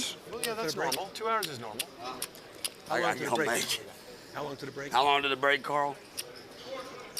So Ian apparently, you know those uncomfortable moments at the end of before breaks when you just like really got to go to the bathroom. He seems like he's struggling. I know it's mine. I'm about to use it. Let's see if that'll affect his play. I don't know. Maybe, I mean, can a guy think if he got it? I don't know. Maybe he might lose his mind a little bit here in a play. This could be a close spot. Queen 10, maybe playable, maybe not. Okay, a little pump fake. Yeah, Queen 10 offsuit. Some people might fold here for like a suited Queen 10. But Ian's going to play. He just gave the bathroom speech, too. I mean, I would assume a guy's playing tighter if he'd give a bathroom speech and then play the hand. So I'd be a little worried here.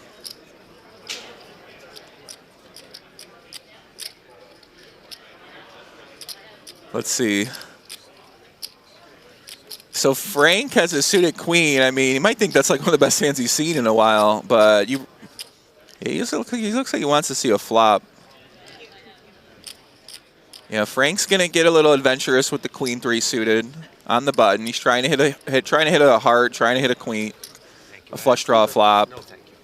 I mean, I guess he's got a pretty good price because, you know, with that big blind ante out there, he's gonna have the position, so he can really know what to do on the most flops. It's gonna be pretty easy to know. If he hits a queen, he's gonna go all in. If he hits a 3, he's gonna probably go all in. If he hits hearts, he's probably gonna go all in. Hits a flop like this, he could sometimes bluff, but I guess I get the logic behind Frank. And now Jermaine might sense some weakness here. He's got a gut shot.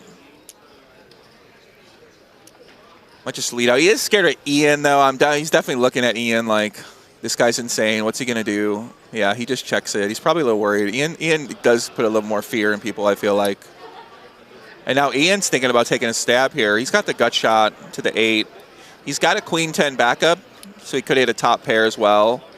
He might just think if Frank had a very good hand, he might just ship it in pre-flop. So, and he might think if Jermaine might have bet a good hand, and you can kind of see Jermaine was debating betting himself, so he might sense some weakness from that.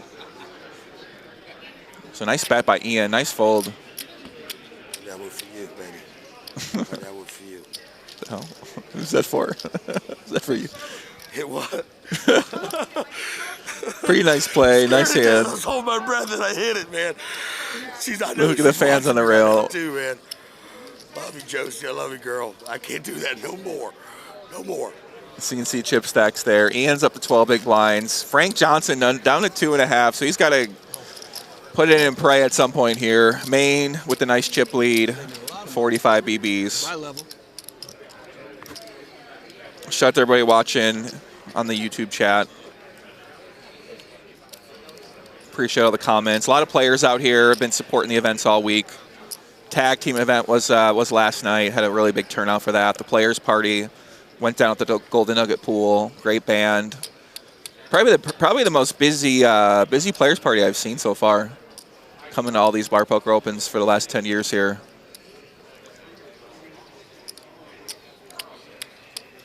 So Frank 10-6 suited. Could have thought about that, but it's like a good fold. And now Robert has been waiting for a hand. He's got ace-10 offsuit.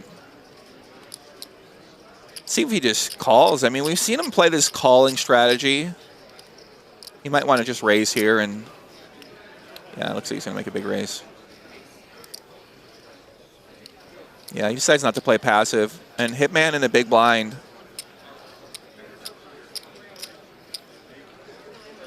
So Hitman here wants to play tighter because Frank's on the uber short stack, so most of these other guys really want to be folding and hoping that Frank gets out. I had you out pipped. Yeah, I think you're going to have the 3 taken care of there. Thank you. Seems like Ian's really got to go to that bathroom break. You can tell he's like, please. Yeah, Rafael Jimenez says another great year for BPO. See you next year. Shout out to Rafael. Hope you enjoyed yourself out here. Yeah, I met a lot of players at that after party last night. I've been meeting, I basically, when I was a kid, it's not a kid, I mean, when I was in my 20s, that's when Bar Poker Open hired me when I started doing my YouTube channel. And I was talking poker, doing a podcast, and they hit me up.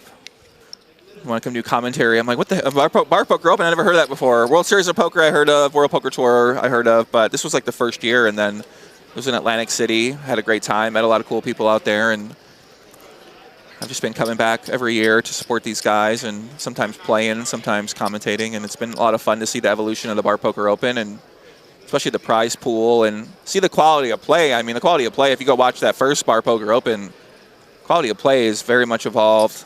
A lot of very solid play over the years. Met a lot of really great people, and it's been exciting to see these guys working so hard to build their events. And they got 3 Bar Poker Open Championships now, which, especially starting off at 1, pretty cool. Robert's got a playable hand, but he just folds. Interesting. Wow, that's pretty shocking. But he must have knew Ian had a playable hand. Okay, this could be a big pot. And he does shove, and he snap calls. This is a huge pot for Ian. Henry's going to be at risk. The hitman, Hearns. Queen 9, he's in bad shape. Ace 9 offsuit for Ian. You told me in the ace earlier, man. So we got 2 Florida guys battling it out here. Both these guys from the No Limit Pub Poker Tour. Didn't do too well today. Henry, 28% here. He's going to need a queen on the flop. Let's see what it is. King 6-2, okay. 15% for Henry. He's going to need a queen or a backdoor draw or a backdoor spade. And actually, spade won't be good. It's a 7. River can be a queen or a queen only. Here comes 7 on the river. And Ian knocks him out. In 6th place, Henry Hearns, the hitman, takes down $11,000. Congratulations to Henry. Played great. It was great watching him play. Cool big red. Good job, Frank. I laddered up. And now Ian. So Ian's going for his 2nd Bar Poker Championship. He's up to 17 big blinds now, so we've seen him grind this short stack out. And now he's in the middle of the pack. So this could be an incredible performance from Ian. He's going for 2 championships now. I had him. See Glenn, I see the founder of Bar Poker Open, Glenn, back in the booth here. Glenn, this is crazy. Ian, he's just wow. Yeah, a lot happened in the 5 minutes. And Frank Johnson. I mean, can we talk about Frank Johnson? This guy's laddered up now to 5th place, 15K. So he got 11K ladder up here. This guy's a sick guy. Let's see if he can keep pulling this off. He can keep lasting. He hasn't played a hand yet. 21,000 for the next one. So he's got 15, then 21 are the next 2 spots. Okay. Money's getting exciting now. Let's go. So now this is getting kind of serious. 5th place is going to get 15,000. 4th place, 21K. 5th place, 32K. 2nd place is 65,000. So there's still a potential for a 50K. Wow, pay jump. That's crazy. I mean, Frank Johnson's, he's going to be feeling so good right now. I'll be 80 You can tell. It's going to be 80 in August. Yeah, I heard that. Yeah, I feel good. At least today you do. I do, yeah. That's right. He feels great. He's feeling amazing today. All right. Tanner Coburn in the chat. Let's go bankrupt them all. Uncle Ian. Okay, lock in. Let's go. Ian's whole family's on here getting ready. Shout out to the Ian's family. Hope you guys are enjoying. Is Ian your honorary uncle or is he a real uncle? That's what I want to know. Okay, guys. Frank's taking a stand. Ace Jack offsuit. Yeah, okay. Can't pull. Oh my God! Not like this. Look at this. Ian Ace Queen offsuit. Oh, Gorov. Uh-oh. Pocket 9s. Not gonna make it easy on him. So did Ian just call? Ian just called. Okay, Gorov just calls. Okay. Oh, this is interesting. Oh, yeah, Ian's probably tilted. He didn't maybe shove here. Wow. Check. Set for Gorov. So he's got a set of 9s. He checks back the flop. He checks back the turn. He gets quads. What? Wow. You can't check anymore. Let's go. Did he? So Gorov is going to knock out Frank Johnson. Wow. Quads for Gorov. Not like this. Yeah, thank you. Congratulations, Mr. Johnson. Nice Takes job. down 15K. 21. Frank Johnson out of Contenders, Texas. Congratulations, sir. That's right. Yeah, so Frank actually used to run games for Contenders in the Dallas area. So, okay, cool. He said after COVID it was a little too much for him, so he stopped doing that. I believe he's just been playing with us online, actually. So that's kind of one of the nice things that we do have the online element for him. It keeps people in the game even if there aren't local games. I see. Oh yeah, it makes sense. And Frank, so you don't got to go to the bar necessarily. You could also play online, which is like how a lot of people are qualifying, right? They're basically qualifying through the tokens and they're qualifying through the. I would say 95% of our players are qualifying through the bars. Okay. And for a lot of it is the online element is almost enhancing what they're doing. Yeah. We're not getting a lot of people that are just here to play online, right? It's more they need to feel connected to this event through the bars to do that. So, but I see. Stuff like someone like Frank is a good example of he was very much into Bar Poker Open, the leagues, and he just didn't have the energy to run the games anymore. Ian ran to the bathroom. Where'd he go? No, it was ace-9. Where did he go? No. Wait, Gorov folded to ace-3? What has happened I think here? just one. He's got to he got What to walk. happened in that hand? That hand kind of could have been a real Gorov hand. got to walk. Ian was consulting his team. Where did he go? Did he go to the bathroom? He must have went to. I think did he? He's been complaining. I think he ran. Yeah. Did he wash his hands? Yeah, that was 15. Yeah. What's going on?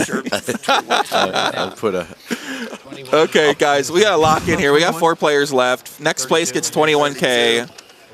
Third place gets 32K. Second place 65K. First is 100K. So big pay jumps going in now. Ian's going for history, trying to become the second Bar Poker Open champion. He'll win his second championship. He won the Florida Championship in 2024. Final tabled last year for Vegas, and now he's going for another massive win. I played a minute ago, almost got killed. I went viral on 6-7, 150,000 likes when that happened. 50,000, I think it was 100,000 views. Right now, man, I'm emotional. Same difference. What's the difference? I love that guy. He's invited me on his boat. He's talking about taking. I'm telling you, we got to go. He's scared. I don't know if I'd be. I need to get you to Florida. I do love his passion. Imagine his passion for fishing. Oh, he's got how this passion fun would for that poker. be? Like, that day. he probably knows about every fish. Yeah, break down 100%. every fish and everything like that. I could see Ian being the Rain Man of fishing. He'd tell us exactly everywhere it is, the height we need to fish at. Nikki Skos, is there a prize for a high hand? There should be. That's actually a really good point. I don't think there usually is for tournaments, but cash games you're going to find most rooms are going to have some sort of high hand, for that 30 minutes or something like that. But in tournaments, usually not. But Gorov, I mean, he's got to be feeling so confident right now after hitting quads. He's got ace-queen offsuit. Yeah, he's been getting some hands here. Yeah, I mean, this is what you need, Glenn. You need to pick up hands right now. You got to win pots. You got to four-handed. You want to play more hands than normal. Right. And now, so Gorov's been the only player. Each player's strategy's been a little different. Gorov's been using the bigger raise size. Most players might go min-raise. Gorov's been going. He's been able to generate more folds with that. So nice play by Gorov. A lot of players just do like a min-raise, but he's been doing a little like 2.5x, which is a little bit bigger raise. So you just got to play a little different first that. Yeah, and I feel that's a common thing for our players. Is they almost prefer just take it down, skip the flop. A little bigger raise, yeah. I feel in poker, I've noticed that more. Even and to me, everyone tells me the big blind ante is not a difference, but I think it's a psychological difference for players, and I have seen less post-flop poker because of it. And if anything, more so in events like ours, I feel like people don't want to. They don't want to see a flop. Yeah. Guess it makes sense, right? Kind of scared of the 3 cards coming. You just want to win it while you can. Yeah, and not getting taxed every hand is just a psychological difference. Yeah, it's an interesting spot. Gorov's just going to raise ace-5 suited.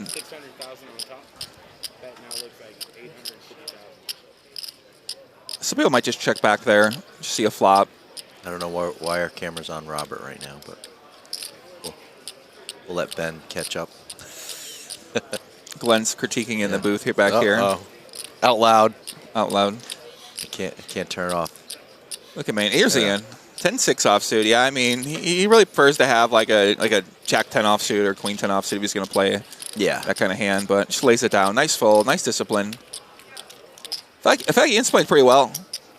Yeah. Sense weak. He made a real good shove earlier where he sensed weakness from that under the gun limp. That 10-9 suited. I was impressed by that play. Discount. He's also made some tight folds as well, too, in a couple spots, which I thought were good. So he showed an ability to not only defend, but also apply aggression. And please, just the link so they can touch it, my mom and all them.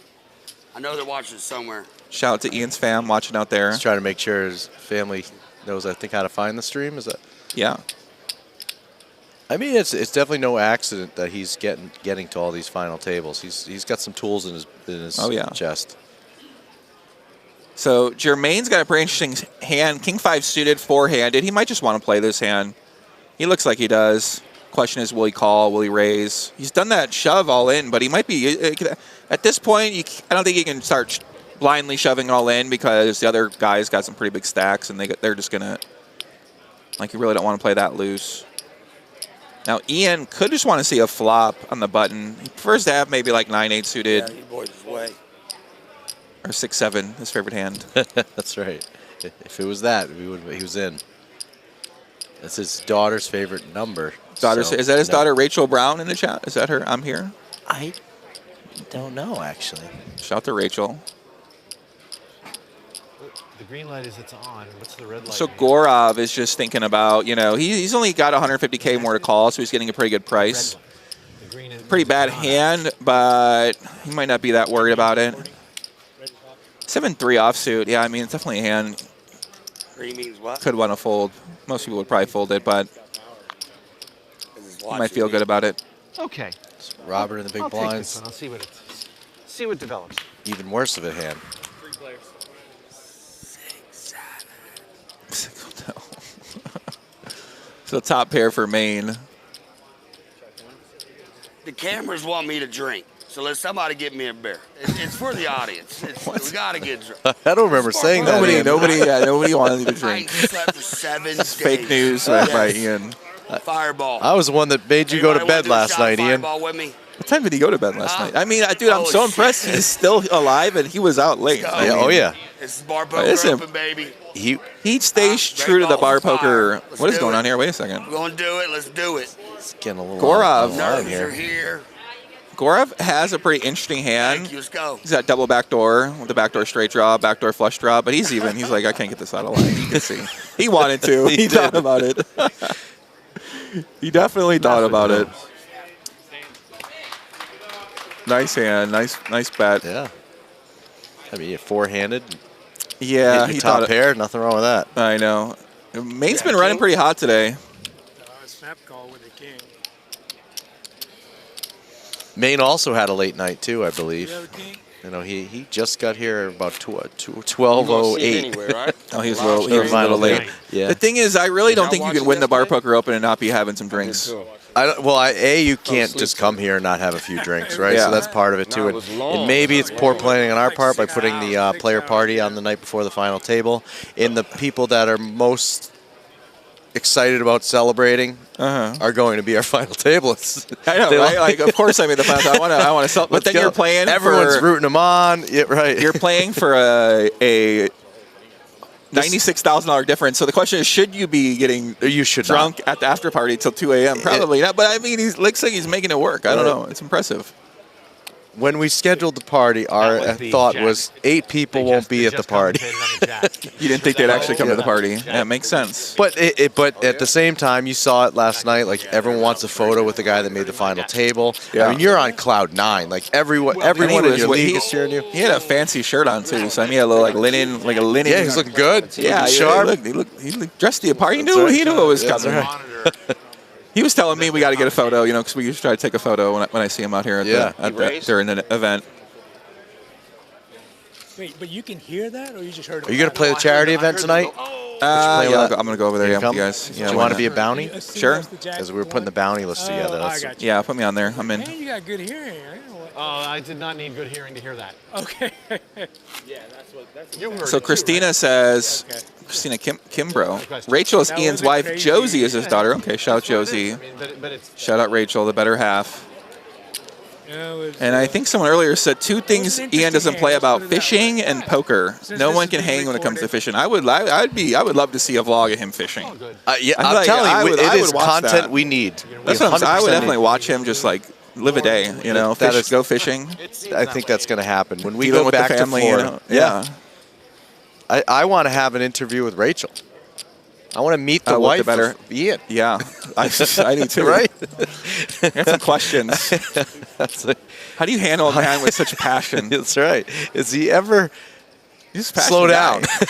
Is he ever not going 100 miles per hour?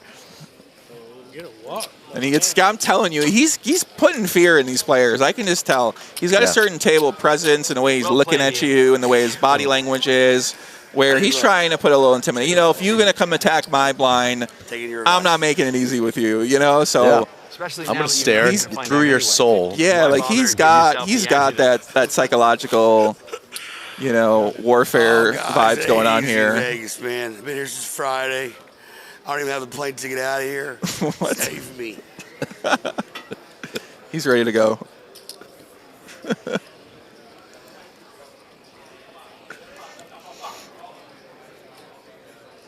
Brandon Shav says, Ian and Maine seem like the 2 most complete players from what I've seen, mixing up their game more than others. That's kind of interesting. I mean, I feel like Gorav's been playing a lot of hands too, and it's actually a good question. Do we have enough data to make that judgment? It's a good question. It's going to be hard. I can see what you're saying, yeah.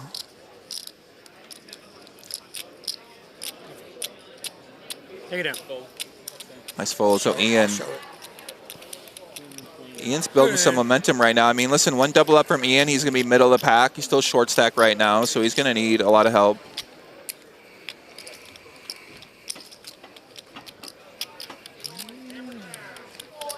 CC chip stacks, 13 big blinds, still a lot of room to play with. Yeah, a lot more than earlier today. Yeah, we saw a lot of really shorties earlier. 45 BB for Maine, so Maine's still dominating right now. But Robert and Gorav, about 21 and 25 respectively. 1 big hand, and Ian's right in there in the top 3. He's in a big hand mode. You can feel it. He wants to play a big pot. He wants to get up to that chip lead.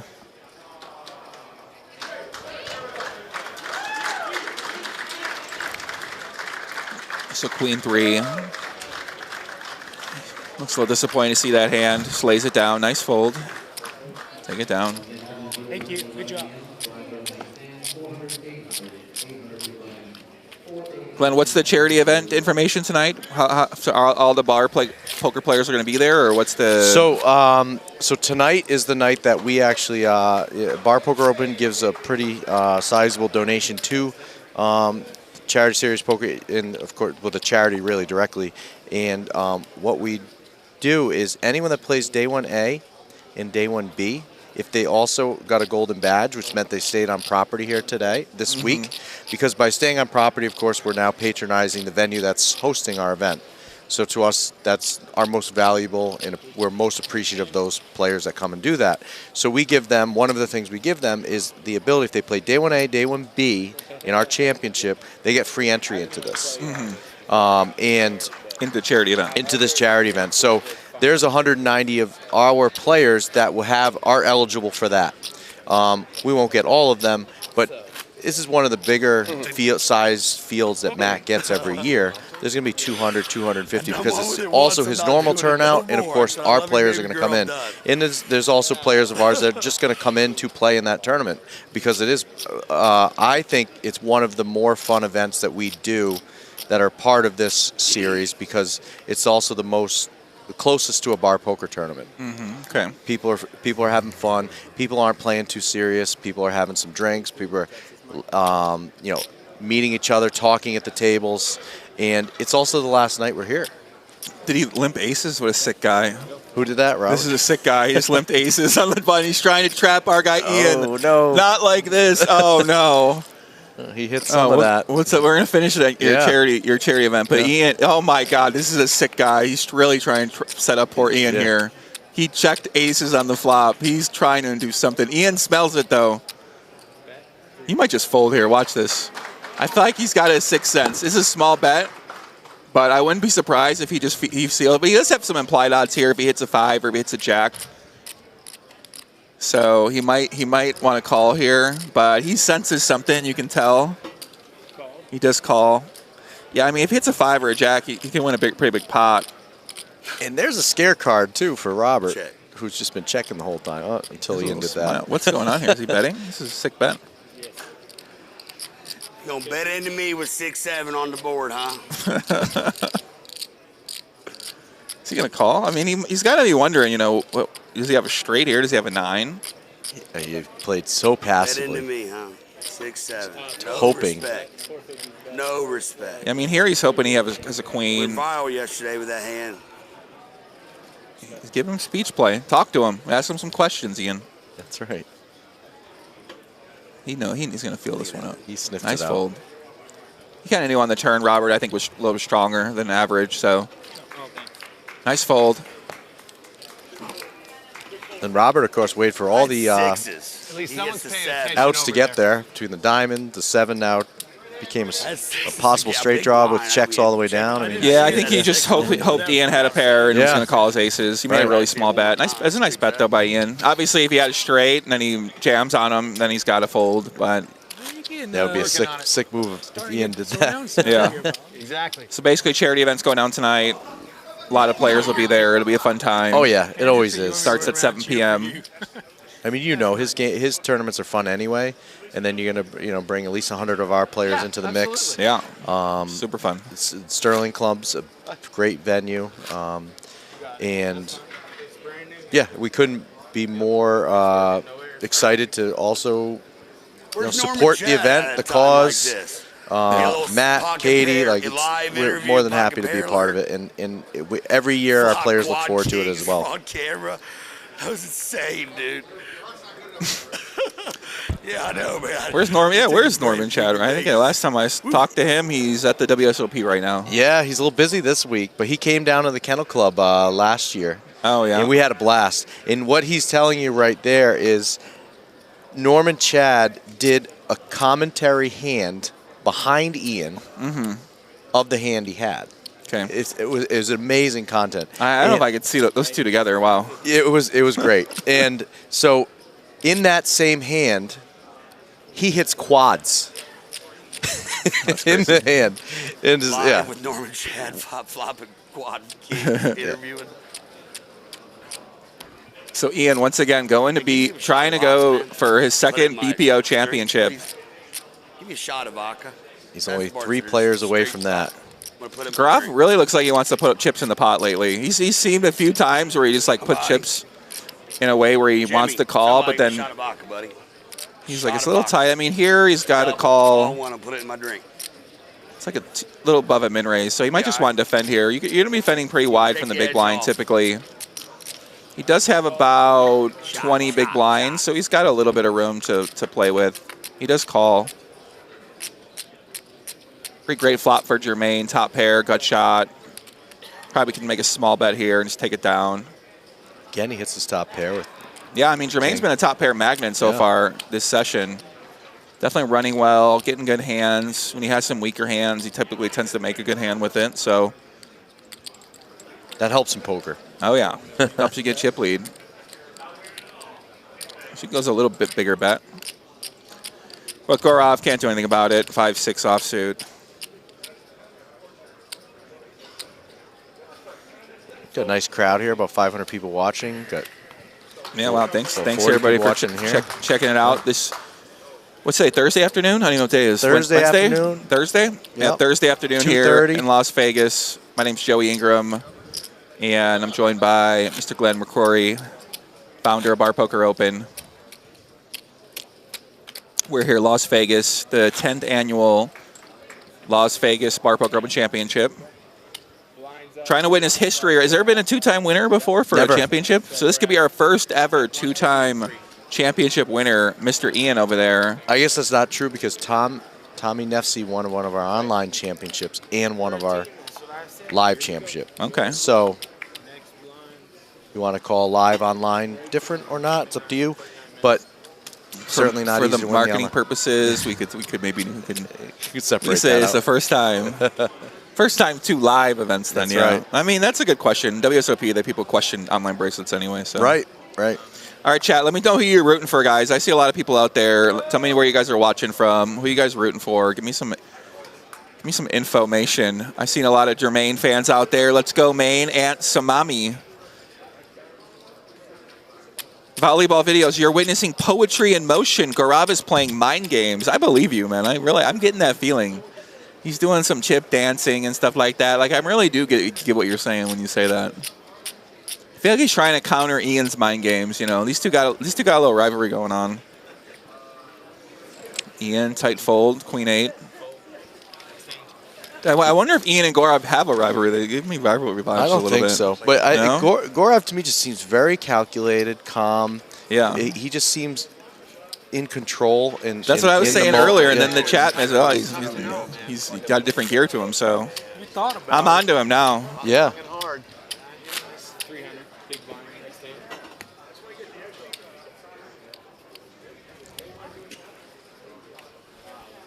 We get a photo. We're here at the Golden Nugget, the beautiful Golden Nugget. Shout out to Golden Nugget for playing host for the Bar Poker Open this week. They've been hosting it for the past 10 years.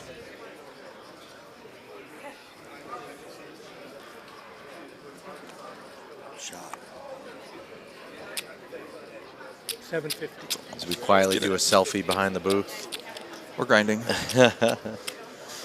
So Gaurav, once again, Gaurav's using the one player. Everyone's got a little different strategy here. Gaurav, bigger sizing. Jermaine, sometimes limping, sometimes been shoving. We've seen Robert play. Robert's definitely been, I'd say, the most passive player out of these 4. Playing a few more calls and maybe not aggressive with some of the hands he could have raised when he had a few opportunities too. But you never know, he could switch gears anytime. I feel like Ian's been on the short stack the entire time. Played it pretty well. He's made the red folds when he needed to play tighter.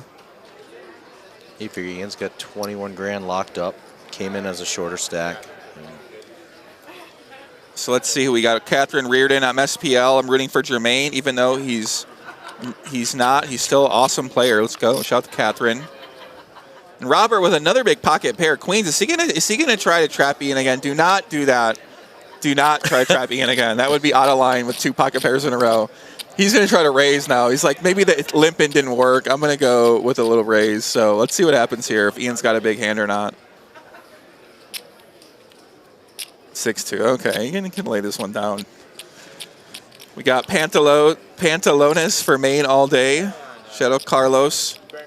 Santa Barbara, California County. Durham, North Carolina. Let's go, North Carolina. A lot of North Carolina people out there. Yeah, for G. Yeah, G. Sanford, North Carolina. Gleaming Phoenix, SPL. Okay.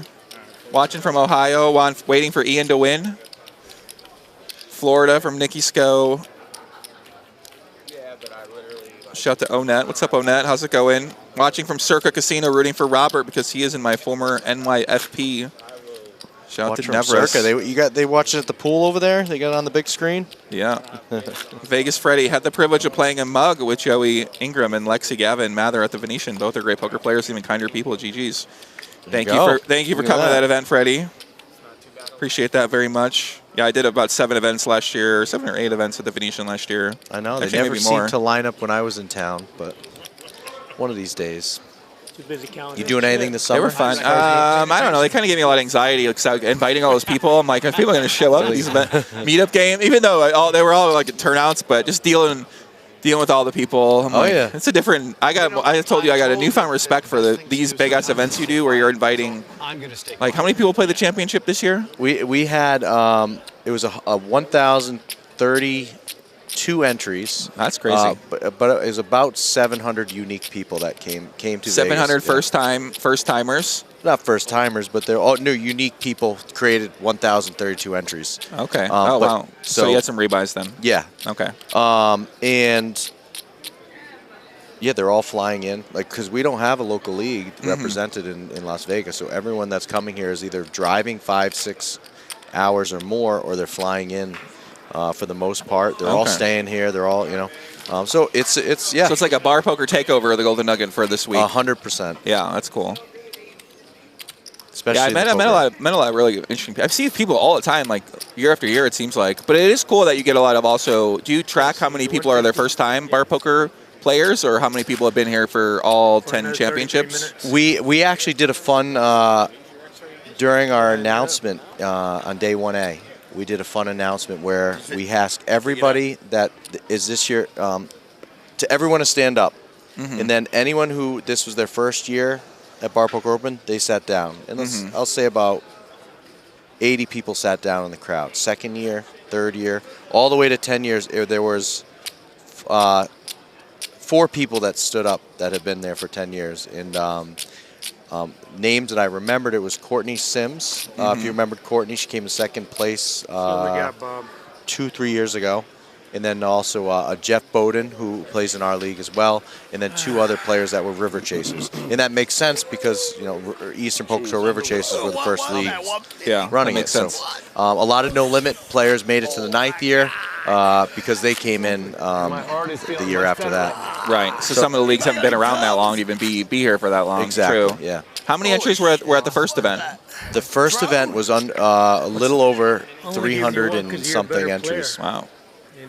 Yeah. What a long way you guys come. So and that was also $180 buy-in. What was that, Patron? Oh yeah. So the entries all in tripled, and the turnout more than tripled, nearly quadrupled. 1.7 million. All right, Ian chugged some of that Chick-fil-A drink, and now he ships it in with ace-10, so he got some superpower there, I think, from that. It worked. From that drink. So he's going to try to get it through. I mean, a couple of bad hands here. He's going to take it down. Come on, the dirty. Robert Dickeyman says, Maine is an excellent player, measured and knows the moves you have to make. Always love playing with him in my home bar. So shout out Maine. Maine's getting a lot of support, man. He does. Is he playing the main event? I mean, I feel like we got to. Maine's got to play the main. How do we see Maine in the WSOP main event? These 2 are yours? Well, he can afford it now. Yeah, I mean, that's true, actually, yeah. So he can afford it twice. So right now our players still in are Ian Avil from the No Limit Pub Poker Tour, Florida. Big blind already. And Jermaine Mingo, No Limit PPT, New York. Gaurav G, a.k.a. G, single from Contenders, North Carolina.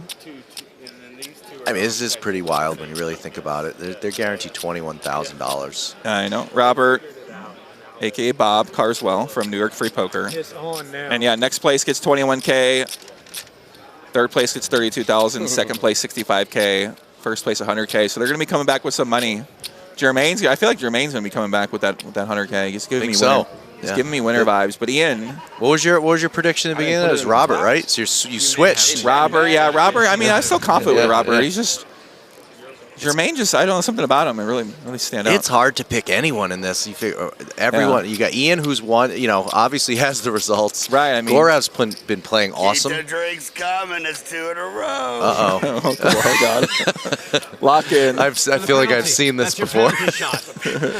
Anyone's interested, watch our first Florida Bar Poker Open event. He might have been in the same seat. I just feel like I'm reliving history. Blacked out or something? What was going on there? He really? Did not remember his final table experience. What the hell? And he won? He won the whole thing. Okay. I mean, maybe he's onto something. I don't know. If that's what I got to do to win, then you know. He was pretty locked in on day 1, day 2. Maybe 3. Now maybe you got 21 grand locked up. You're loosening up a little bit. You guys want to get drunk? Oh, come on, a round of shots. You get extra chips from me. No, you'll get too many chips from me. So Ian, pocket fours, has a shove spot here. Could call. Maybe I'm gonna be just go all in. Oh, Ian. You guys want to get drunk? Some people say that and they're lying. He's not. He'll do the round of shots right now. I feel like he can take you to the deep end better than most people, though. So he's some experience in the deep end. Oh yeah, no, you don't want. I don't think you want to try to hang with Ian. How many likes I'm gonna get in a minute? I'm a lightweight. I'll openly admit that, but I gotta watch this hand he keeps talking about. I know. I'm gonna let him say whatever he wants. Nice hand. Ian still alive, and he might be almost up. What's the vodka? Where's it at? he's feeling it now. Bring the bottle. What the hell? Oh no! So just leave the all-in over there. The dealer's laughing. He's not. I mean, they don't drink. Good, how are you? Can we have a fireball out at the Can we have a drink with him? I feel bad. He'll be drinking alone. Nope, it is not. At least the commentators can join you. How much time for a break? I think it's it. 28 minutes, boss. You said 28 minutes. Chat, do you think Ian should be drinking this much? I mean, I don't know. According to Glenn, he did win the event previously, but is that a good idea? Because he's been playing, locked in, drinking water or Chick-fil-A, whatever's in that cup, and now apparently he's switching to shots and trying to get everyone to... I mean, he keeps getting pocket pairs here. It might not matter what he's consuming. True, yeah, I mean, I feel like the chat's a little mixed on what they think. That's fair. They're like, very fair. We don't take the tequila shot round this time around here. Like it's good until it's terrible. Well, he's got another all in here with pocket sevens. I'm expecting him to ship this one. I'm all in. Yeah. Goes all in. Let's see. Robert, ace-4 suited. Robert could call here. This could be at risk for Ian. Ian's been shoving. Fans. He's been shoving pretty wide. So Robert might think his ace-4 suited here could be good. He's got him well covered. Folks. He's got him covered, but it could be a big hit. He's down. He's going to be near the short stack if he loses his pot, so he just might want to protect his stack size. He's looking at Gorov's chip stack right now. You certainly don't want to. Yeah, nice double fold. Okay. So he does fold. Robert, a little tighter fold there with the ace-4 suited for about 10 big blinds, but I can understand his logic, and he probably just wants to wait for a hand like ace-10 suited or something like that. Makes it look like I got more on camera. Cards up, he would have been happy with the fold, right? Yeah, I mean, pocket sevens, he got ace-4 suited, yeah. I'm happy every single time. I think so. Thank you. Why? I mean, that's what they said when I got married. Come on, guys. 12 bigs, 13 bigs. Not terrible. I've seen our final tables be a little shorter than this, so I'm actually pretty happy with the way it's playing down at this point. Martha Brown says, bring him the bottle. What the hell? Martha must be a friend of his or something. Right. Either friend or an enemy. Either way. Now I see how he got Martha around him. Hey, you want a bottle? Give him the bottle. Why not? It's 2 p.m. You know, give him the bottle. Well, at least we know now Ian can pay for the old fashions. Oh, the drinks, yeah. That's what I was folding for. Might be Gorov's turn to go all in here.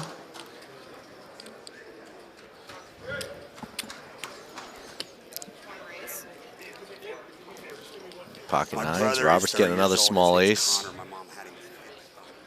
Uh-oh, I heard Connor, I think I saw Connor in the chat. That's right, Justin. If all our players were like Ian, we'd never lose a bar, that's for sure.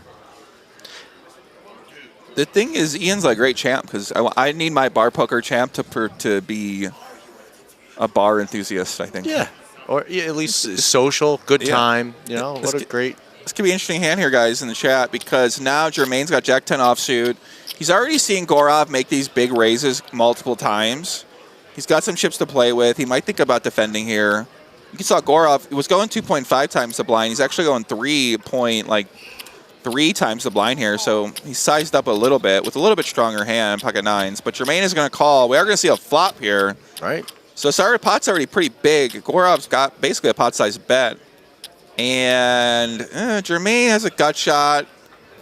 Gorov might not be loving this. He doesn't love one overcard with the queen, but he might just bet here and pray.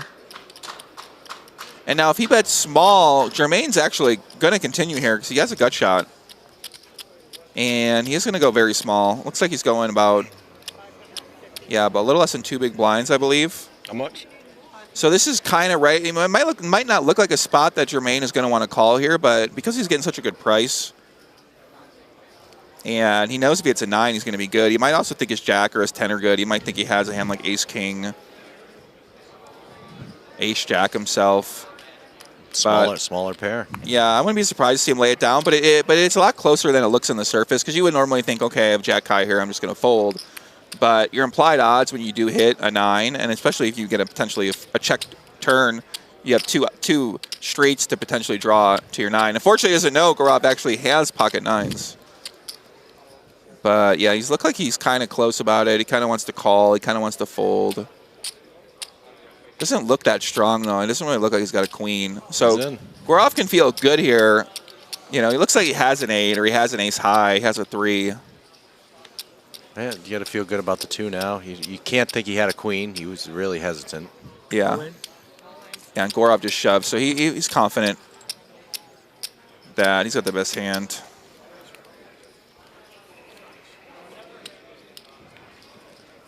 That's where I think Jermaine really gave away a lot of information with that call. Just how hesitant he was to call, how much time he took to call. Wow. Yeah, nice play. I mean, Gaurav could have been scared by the queen, but yeah, I think he probably would have expected him to behave a little differently if he had a top pair. Either by raising all in himself or just calling, being a little more confident about it. One there. There are like 3 or 4 of them. Round of shots from the back. The whole contenders league people. Ian, the production is not your wait staff.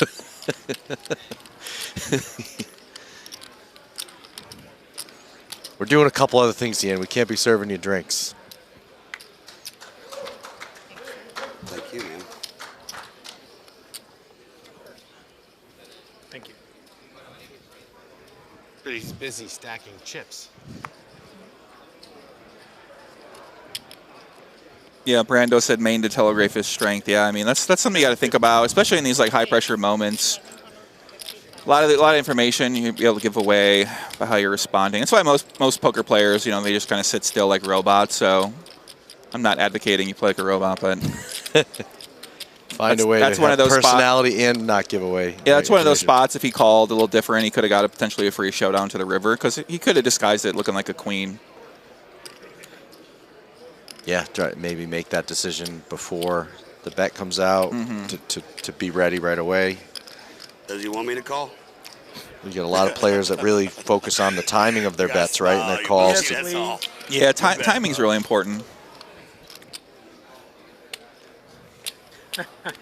You find timing's very important online poker? Oh God, yes. Yeah. I mean, that's huge. Yeah. That's like really your only tell, right?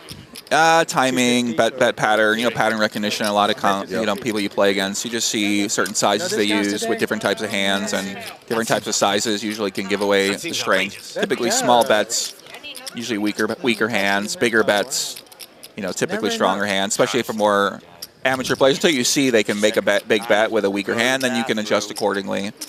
But there's kind of standard assumptions you can make about each player when you play against them. And here we're seeing just a lot of pre-flop plays, so we're not seeing a lot of river plays and stuff like that. So there's not a lot to glean from. We're just seeing different pre-flop nuances and different strategies. That's I feel tournament poker in general. I feel even the blinds are the stacks are larger, the blinds are smaller compared to the stacks. I still see a lot of play pre-flop. Very little post-flop. Tournaments are all about pre-flop play, so you got to be a pre-flop demon if you're going to play these. And now Jermaine running hot still here. He makes a big raise, though. I'm surprised he goes that big. I wonder if he's just like raising the strength of his hand sometimes. Yeah. So he goes about, how big is that? Six big blinds? Seven, yeah. That's about 6.5, 7 big blinds here. Ian would be so proud of you. Maybe he just doesn't want to see a flop with pocket jacks. I mean, I can't blame the guy. That makes sense to me. That must be what, yeah. It's like if I bust down pocket jacks, I'm going to be so mad. Yeah, so guys, we're still beforehanded. Next place gets 21,000. You can see our chip stacks there. Mr. Mingo, 34 big blinds. Robert Carswell, Bob, he's got 24 BB. Gaurav, 19 BB. And Ian, sorry, going for his second champion. What did I call him? Ian. He's going for his second world championship at the Bar Poker Open. So this could be a historic occasion for Ian. He's got a lot of fans in the chat.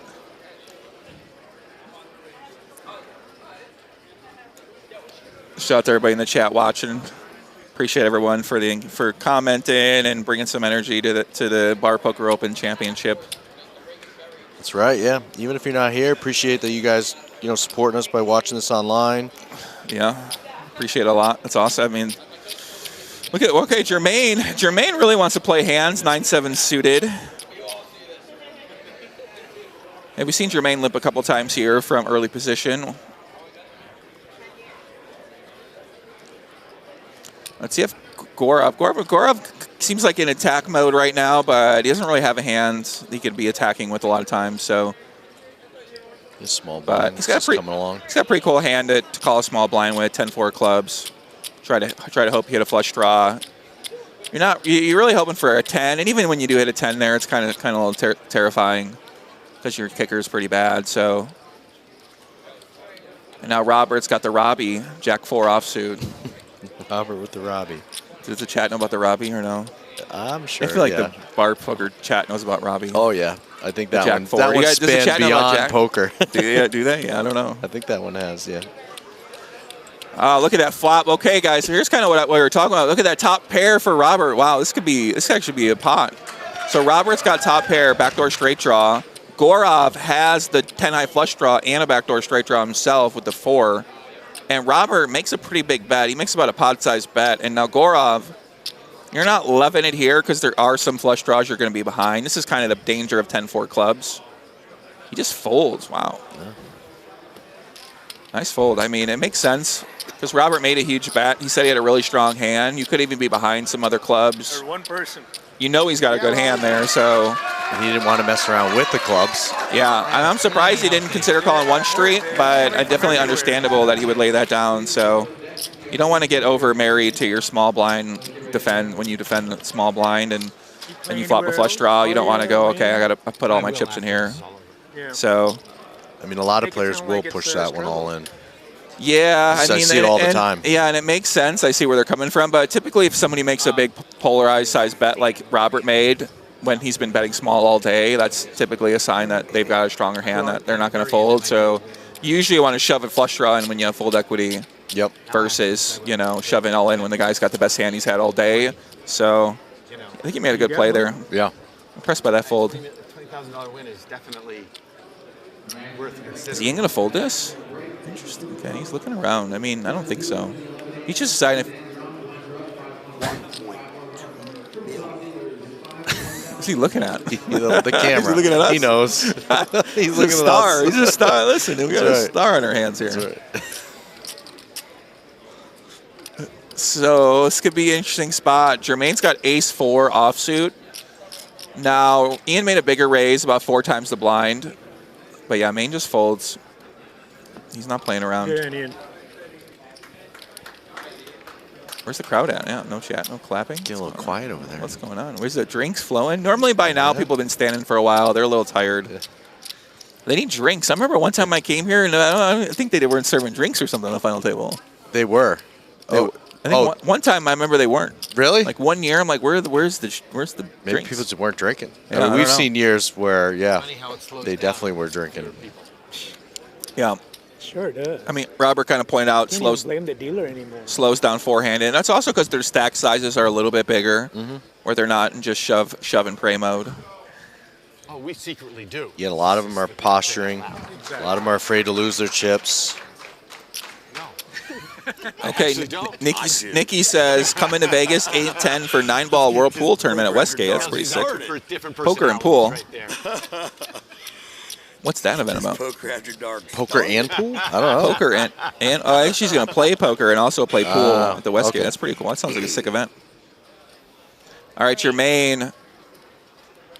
Kind of committing a big stack here. He's making really big sizes.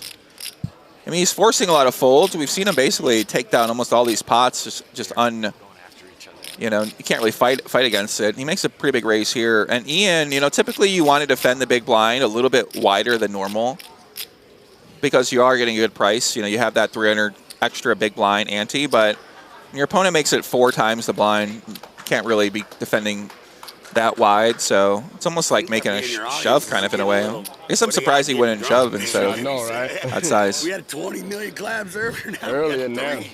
A nice play. Jermaine's still in our chip lead. He's got about 10 million. We had like 90 claps earlier. Now we got like 2. That's what I just said. Where are the claps at? Like everyone lost all the.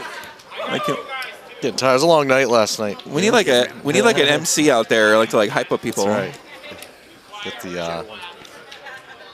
Marty says, commentators, please analyze each player in depth. Okay. God, what do you need from us, buddy? What do you want to know, Mr. Marty? Entertain me. I think he just wants a breakdown. Full breakdown? We're giving him a How little are you bit. going to fully break that? Right, you get a little bit of time. We can make it. We can try. But this is a long show, Marty. You just take it all in. Yeah, I feel like you get a breakdown over time. As you see more players and how their patterns evolve, and we've seen Robert limp some hands. We've seen him raise some hands. Seen him trap some hands. What's up with this break? 13 minutes. This makes a pretty big raise. Like I said, he hasn't been very active so far, so he's going to get a lot more credit than average. And Ian's got a close spot with an ace. He can make like a bluff with this hand. No, I don't smoke. But against the stronger range, you're really going to want to fold more often than not with this kind of hand. You smoke? Table talk. When I get drunk.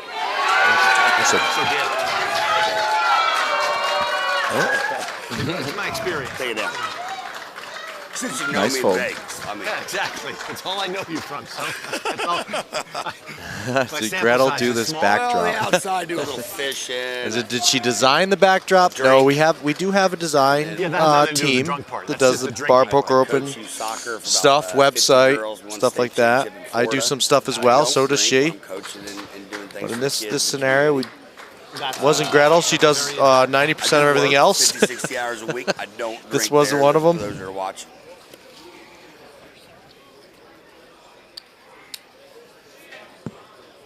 Let Ian be a bounty. Let me sit at his table. That's true, huh? I mean, That's what Janice said. Yeah. I'm assuming she means the charity event tonight. So I mean, good point. The winner of this tournament should be the bounty. Should be the bounty right? tonight. Yeah. So in this event tonight, the charity event, we also all of our league owners and a couple managers, if the owner's not there, are bounties in this tournament as well. So it's kind of our way to kind of honor the league owners that come out and bring a lot of their players and get behind the event. And it's a fun way. We also do a last man standing with the league owners, where the league owner that lasts the furthest wins a full Vegas package to give away in their league throughout the year. They get to pick how they're going to give that package away. And that's kind of one of the fun things we do amongst each other.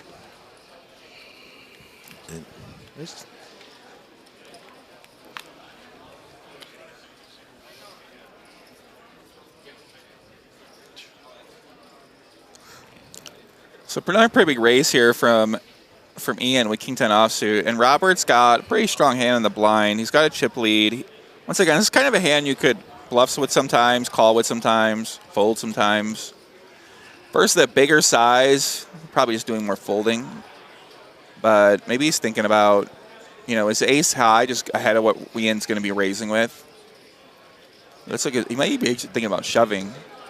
He's just thinking, okay, have I seen this guy shove with weaker hand or make these big raises with weaker hands? But he's folds. Pretty good spot to fold there. Good bet from Ian. There we go. There we go. There we go. There's the crowd. They Let's woke go. back up. Let's get some drinks, something, celebrate. Who can do the charity event? The charity event's going on tonight. It's open to the public at Sterling Club in Las Vegas, Nevada. So if you're in town, you can come pull up for that. More than welcome. I think it's like a $300 buy-in. They got comes with drinks, comes with food. A lot of good people are always there, raising money for a good cause typically. Almost $500,000, man. Rebuys are, I think, like 3 for $200, $100 after it starts. Yep. Is the add-on worth double if you make it to the add-on period? Yeah, you can do 3 add-ons, I believe it is. So that's the trick. Keep your rebuy. You really want the rebuys to their add-on. They're talking in our ear. It's a hidden strategy because you get 20K chips at that point. But if you do bust, then you obviously want to use it too. So I don't want to brag or anything, but I'm 3 times in a row final tableist. Okay, well that sounds legit. 9th place every time. Investigation, buddy. What are you talking about? Right. 3 times in a row. That's right. Except for his 9th place, so I get the same damn gift certificate every time. That's a big tease. I'm not going to play this thing. Something's going on. Something going on. It don't feel right. See, Ian's a vibes player. I really like his vibe style. Every day, 10 times at Charlie's on Thursdays, I play that hand. The Charlie's is the bar he plays at, for those who aren't keeping up. Does Charlie's have his face on the wall there? Yes. Can someone on send the me this? sign? I don't know if it's still up, but it was up for months. Somebody tag me on Instagram. If he wins again, if he they has just a need face of himself Yeah. in the bar he plays at. I mean, what an icon. Someone that, who's an artist in the chat? We need to get Ian's whole face on the side of Charlie's if he wins this thing. Gorak was a little smaller raise here. Takes it down. Nice hand. Thank you. Well, I'm talking about contenders. Marty says, can you please analyze Jermaine? He seems confusing to me.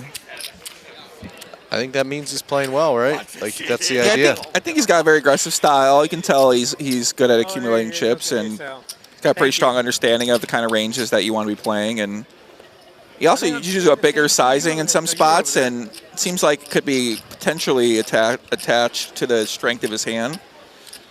But it could just be vibes, because we saw him make that really big play with jacks. Maybe he just doesn't want to see a flop with jacks necessarily, and we saw him make a little like 5x raise with remember that was like a pocket pair. We've seen him make some 3x raises with some other hands. So I'm going to take this opportunity to shout out to my wife Cheryl and my son Tom. Okay. Nice. I'm gonna have Shout out Cheryl and what a sweet guy. Shout out Cheryl and Tom. There we go. We gave you the floor. Thank you, Robert. He seems very happy with himself for that. Yeah. And now I'm going to fold. I didn't forget about you, baby. I didn't forget about you. What even playing for 100K, thinking about his family. Yeah, fair enough. Looks like he distracted himself a bit though. He's like, you forgot what was happening. Like, what am I doing here? Ace 4. Yeah. It's my turn. My turn. We love loving poker players. So Jermaine's got that Jack 10 offsuit again. So typically here from the small blind, you're gonna play a little tighter. From the big blind, when you're closing the action, you can maybe defend a hand like that. This opportunity, a shout out to Charlie's Bar and Grill on Thursday nights, coming out in Stuart, Florida. See if you can beat 5 tables. I'll be there waiting at the final. Love you guys. Thanks, Ian. Wow, that was a good one, too. This went viral. I got a shout out to Charlie's Bar and Grill. Come on out Thursday nights, take me down. We have 5 tables, now there'll be 10 when I just said that. I'm bringing money. I'm marketing right now. If Charlie's Bar and Grill doesn't post that on their social media, I mean, what an endorsement from the champ. Right? About 6'7". Yeah, he knows. We'll have to clip that. Who's on the chat? Clip that. Charlie's better clip that. Send that to Charlie's Bar. They should be playing that on repeat on the TV. That's right. He got the River Monster Poker News.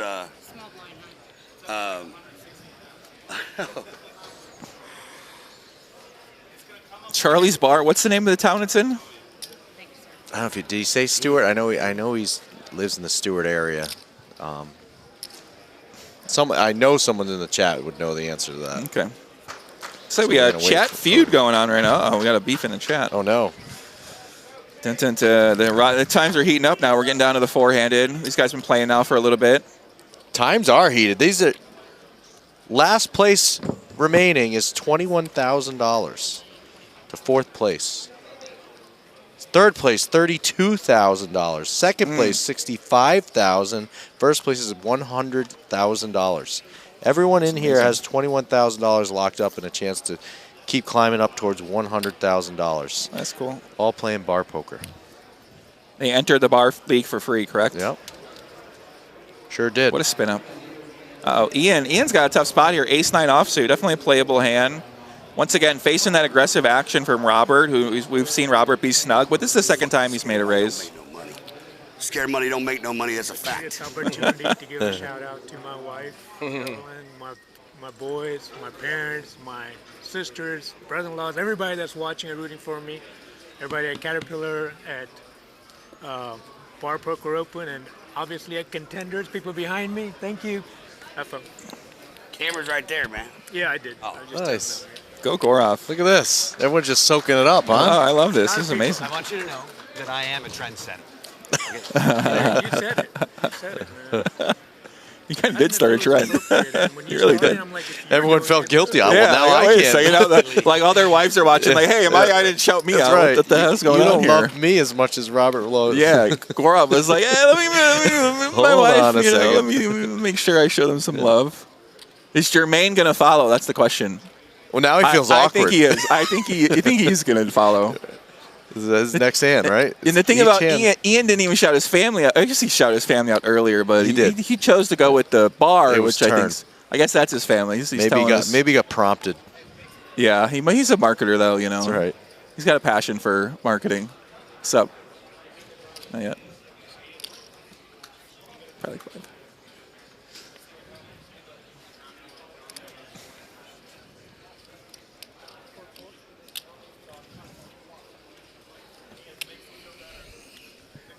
Only thing that makes me feel better is a shot. No one got this guy a shot yet. He's been asking for a shot for 30 minutes. Another Tito. What does he have in that Chick-fil-A cup? Does he And mix he it? wanted my autograph last night. I have not. No, he's on Poker News too for the River Monster yesterday. That's What the am I? River Monster. Big blind? Yeah, it's like 3 hands apart or something. They made a whole film about you, the River Monster. It's good, dude. You gotta watch it. I have not seen it. I'll have to go on to Poker News. It definitely is hilarious, man. I'm all in. Excellent. So way to go. Oh, this could be it for Ian. Gorov's got pocket 10s. He's probably not going to fold here. He's been waiting for a hand. Yeah. To get Ian with now for a while. He does call. It's a big chunk of his stack, but you can't fold chop pocket 10s. Not here. like this. So we do get a call here. Ian's going to be at risk. He has ace 10 offsuit. He's going to be up against pocket 10s. I want to. Said he wanted this. Of course, I don't know if he wanted For break. to be down. Show that to him afterwards. But it's, yeah, just. Jermaine's counting his chips. He's going to be folding here. I'd imagine with ace 10 offsuit. Probably hopes to. I mean, what would he call here with ace jack, ace queen? So here we go, guys. Hey, man, no matter what happens, man, good player all day. There you go. Now you can show him that because it's not going to affect. So here we go, guys. Ian's all in at risk, the one-time bar poker champion, going for 2 times. If he can hit a double up here, he's still going to be alive. No way. Yeah, that was Four-handed now. No matter what happens, man. Good Ian betting. praying for an ace. Here comes the flop. Sure is. How about a 10 in the window? 9-4-3, no ace. Ian needs a backdoor straight draw with the. Oh, he could hit a deuce now, and he's an ace or a deuce, or he's eliminated. I can use a king. Here comes the river. Oh, 8. it's the 8. So here we go. GG's. Ian, our champion. Ian locks himself up $21,000 to add to his tally last year of probably over $3,000, and then the year before, $50,000. So Ian playing out of Charlie's Bar in Stewart, Florida. His chat, his fans, been supporting him the entire final table. Playing the main, baby. Goes down in 4th place. Congratulations, Ian. It's great watching you play. Great trying to watch you try to become a 2-time champion. It ain't break time? No, yeah, one more. One more hand. What is it? I'm small, huh? Guys in the chat, everybody give a big shout out to Ian Allville. 4th place, $21,000. We enjoyed watching him play. Liked his personality. Liked the passion he brought to the game. Are you sure? And then look at, we're even. And now we're down to 3 chip stacks, still even. Mr. Carswell, Bob with the chip lead, and Gorov playing very well today at 29 big blinds, and Maine at 28 big blinds. I think we are going to be going on a break here for about a 6-minute break very shortly. So 100K is up top here. They're playing for the big boy money now. Well, nice hands right after that knockout. Yeah, I mean, this could be a big pot already. Robert, we've seen Robert be a little more active recently. So Jermaine, how he's got a beautiful ace-10 suited. I mean, this could be a huge pot right here. I'm not even going to. We in break after this, right? Yes. Is he going to fold? I'm going to let you have this. I'm not even going to play. No way. I should play, but I'm not. I feel like He made a break fold. Yeah. You raised? I did. Yeah, Robert dodged that. Folded. So we are going to go on a break here, guys. We'll be back in about 6 minutes on YouTube, so stick around. We're going to see the finale of the Bar Poker Open Vegas Championship 2026. We've got over nearly $200,000 still to be won, so don't go anywhere.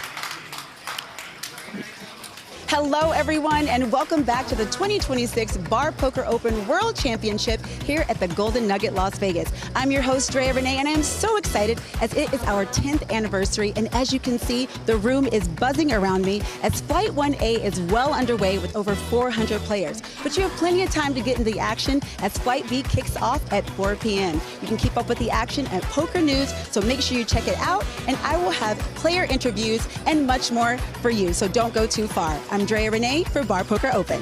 Tell us what you love about Bar Poker Open. The people, because you build friendships. It's your poker family. You know, we go week to week to week and do the same thing. And we play each other, and we play for real.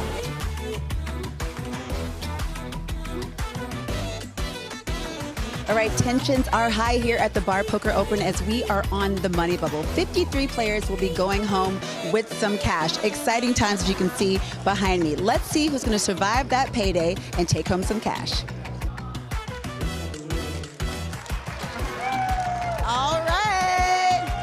All right, guys, there you have it. We are officially in the money for the first flight of the 2026 Bar Poker Open. The energy is high in the room, but the real battle is still going on for that $100,000 first prize. Congratulations, guys. Oh my gosh, you are in the money. How excited are you right now? Really nervous. It's like taking my voice away right now. We're going to have to continue this one in a second. So much emotion. Shocked, but right now I'm speechless. 6-7. Great for everybody. I'm really excited for everybody. Now it's going to get crazy. Watch this. How are you feeling right now? You just made the money. Oh my gosh, it's unbelievable. My first time here, and I'm going, what am I supposed to be doing? What are they saying? What are we doing? Okay, I'll just keep playing. Yeah, it's great. That's amazing. And if you win that first prize, what are you going to do with the money? Gosh, go on a trip. Go someplace. Go on a cruise. Do something. I don't know. As you can see, Day 1B is well underway behind me. The energy is high and the room is filled as these players are taking a stab to take home that $100,000 guaranteed first place prize. Yesterday, Day 1A, we had an incredible start with over 600 players, 34 of those advancing into tomorrow's Day 2. If you're one of those lucky 34, you can still come on down and play into Day 1B because we have a double bag bonus for you. If you bag today, you can take home an extra $1,500. We have a lot going on. It's exciting times. Another exciting day of poker. And you just made the money. How excited are you right now? $100,000 up top. Tell me how you're feeling. Extremely excited. I've been here for many years, and it feels really great to be amongst good energy, good vibes. I've been having fun. I've been having fun the entire time I've been here, and that's what it's all about. You've been smiling a lot, I've seen it. Yes. I think they're bringing some luck. Even when I'm low stacked, I'm having fun. That's amazing. Well, good luck tomorrow. All right, thank you. Bye. It is Day 2 of the Bar Poker Open 10th Anniversary World Championship here at the Golden Nugget. We started with over 1,000 players, and we are now down to 54. They're going to fight for their life down to this final table, and someone's going to take home that $100,000.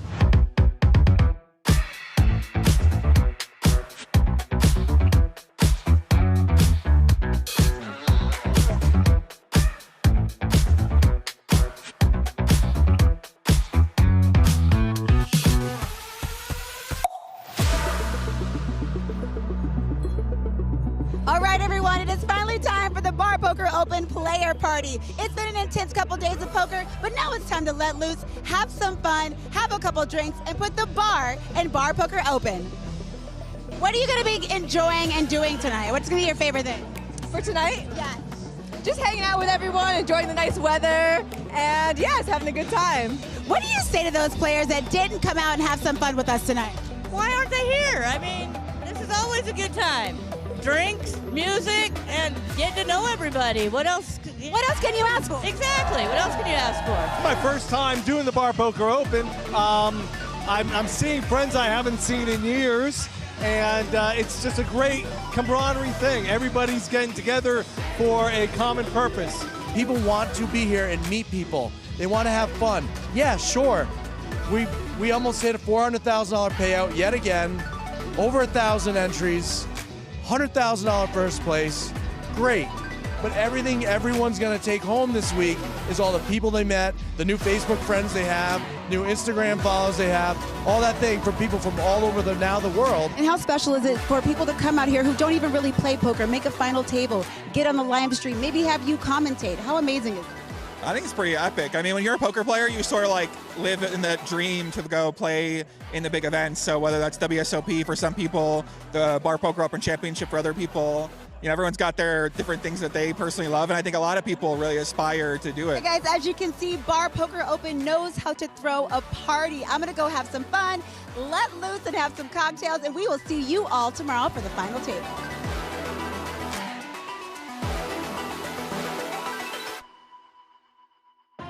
It's been an exciting couple days of poker. Over 1,000 players for the Bar Poker Open World Championship, and we are now down to our final 8. Someone is going to go home with $100,000 life-changing money.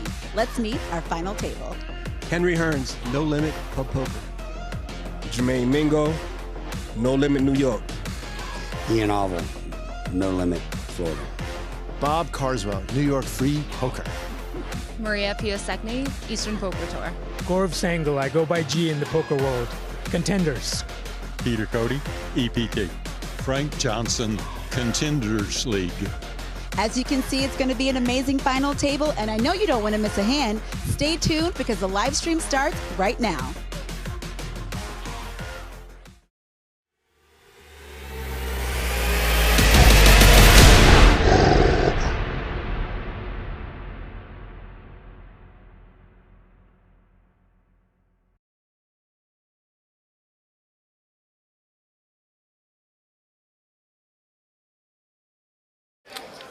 All right, we are back from the Bar Poker Open 2026 Vegas Championship. Joey Ingram here in the booth with the founder of the Bar Poker Open, Mr. Glenn McCrory, and we just witnessed former champion Ian Auville go out in 4th place, take home $21K. And shout out to all his family that showed up in the chat. Shout out to Rachel Brown. Shout out to Sue Kennedy. Shout out to everybody who was supporting Ian in the chat the whole entire time. We loved watching him play. But now, guys, we're down to the final 3, and we're playing for $100,000 up top. And we got 3 tough competitors here. We got Robert Carswell out of New York Free Poker. We got Jermaine Mingo, Maine, out of No Limit PPT New York. And we have the vicious Gaurav Sangal, and he's been a tough player, and he's out of Contenders, North Carolina. So a lot of tough players here. I wouldn't be shocked to see any of these 3 take it down. All seem like very formidable opponents. Robert came in as one of the chip leads, and look at that, he is still a chip lead now. So the man's been really like play a different kind of style, but he seems to know how to win these events. So I wouldn't be surprised to see him take this down either. But honestly, what do you think, Glenn? Who's kind of been standout player to you that you've seen so far? I really like Gaurav's style. Just as far as I feel like he's really been strong in the entire day. I think one of the cooler things is we have one player from a different league. So different league's going to win top 3. Some leagues going to get bragging rights, you're saying here. Okay, cool. Yeah, it was quite the whole final table in general was a decent variety of leagues. It was really No Limit and Eastern Poker Tour both had 2 each, but everything else was 1-1. Gaurav's been itching to make this play, and we've seen him want to make this check raise bluff on the flop a few times. So very nice play by him, bottom pair with the jack. Classic bluff hand. He's got his little so you're saying there's a whole rivalry between these clubs and these groups? Oh, of course. Definitely going to be some pride and stuff. We're all wearing our league shirts and representing our league. And, of course you're here playing as an individual. You want to win the money yourself, but it's so much fun to just root on a player that's still someone you play right next to on a nightly basis. Shout out to Alexa Zovia. It says, go Uncle G. So it looks like G's got a lot of fans out there as well. There you go. Thanks for watching, Alexa. So yeah, let us know if you're still watching. Who are you guys rooting for? It's about 3:30 here in Las Vegas, and we've been watching these guys battle for about the past 3 hours. So not surprised to see these 3 players here. It seems like there's a lot of G fans out there, but also there's a lot of Maine fans. But Bob's got his own crew too, so I don't even know who people are rooting for out there in the chat. We got everyone's rooting for somebody over here, and they're coming out. We got lost a few people during the commercial break, but we're nearly 500 people watching right now. Yeah, this is great. So some raise and folds right now. So the boys are feeling each other out. They're all about even and stack. So, and we got pretty big pay jumps, guys. We got holy crap, $33,000 pay jump. That's pretty. That's a big one. So this is a huge pay jump here. $32K for third, $65K for second, $100K for first. So you're highly incentivized here to let other people battle. All the dealers are insane. That's why they hire, because they talk to each other. They talk to themselves. But I feel like Robert seems very loose to me. Maine seems a little bit more kind of like in his shell and just kind of focused on finishing this job up. Say Robert, get a little more carefree vibes. Probably everyone's probably happy. I mean, this is probably one of their biggest scores, I'd say, for everyone at the table, right? $32K. It would have to be. I mean, even for Bar Poker Open. Yeah. I mean, just 2 years ago, first place was not even $65,000. Yeah, I'd say this is probably most people's biggest cash of all time. So Robert going to raise it up here. So we've seen Robert do this bigger size as well, too, on the button. And now Gorov, okay, interesting hand for Gorov. 9-8 suited. He might want to defend. He seems a lot more willing to put chips in the pot and play a little post flop. And, yeah, he's not even going to think much about it. So he's going to call 8-9 suited. About to see a big pot. I feel a big pot come in. I don't know why. Probably not this one. So Gorov has a pretty tricky decision here. He flops bottom pair, but Robert's going to continuation bet. And he doesn't even think about it. He just goes really small. So first that one big blind, you can pretty much call all your pairs here. And now Robert's probably going to shut down on the turn. Would be an interesting spot to keep bluffing, but he doesn't even think about it. I think he just checked back pretty quickly. And now the river. Okay, this could be. So it looks like Robert is going to bluff the river. He might feel he's good. It's been fairly. Gorov led the river. Interesting. Okay, wait a second. So now Robert's got to say, do I beat a flush draw? Does he have enough bluffs in his hand? Does he have Jack 10? Does he have hearts? He just folds. Pretty interesting bet by G on that river. But just like that, G takes the chip lead, so he's up to 31 BB, and now Bob goes from the big stack to the short stack down to 17, but anyone's game right now. And you can see, Glenn, these small pots matter so much. Oh, God, yeah. I mean, they're not that small. You get $1 million in every pot, right? $1 million chips in every pot. 2, 4, 4. Every hand means a lot right now, and we are. This tournament's gone a little deeper than probably planned, so people are going to be a little shorter. And so, yeah, every pot you win, these players should be fighting for everything at this point.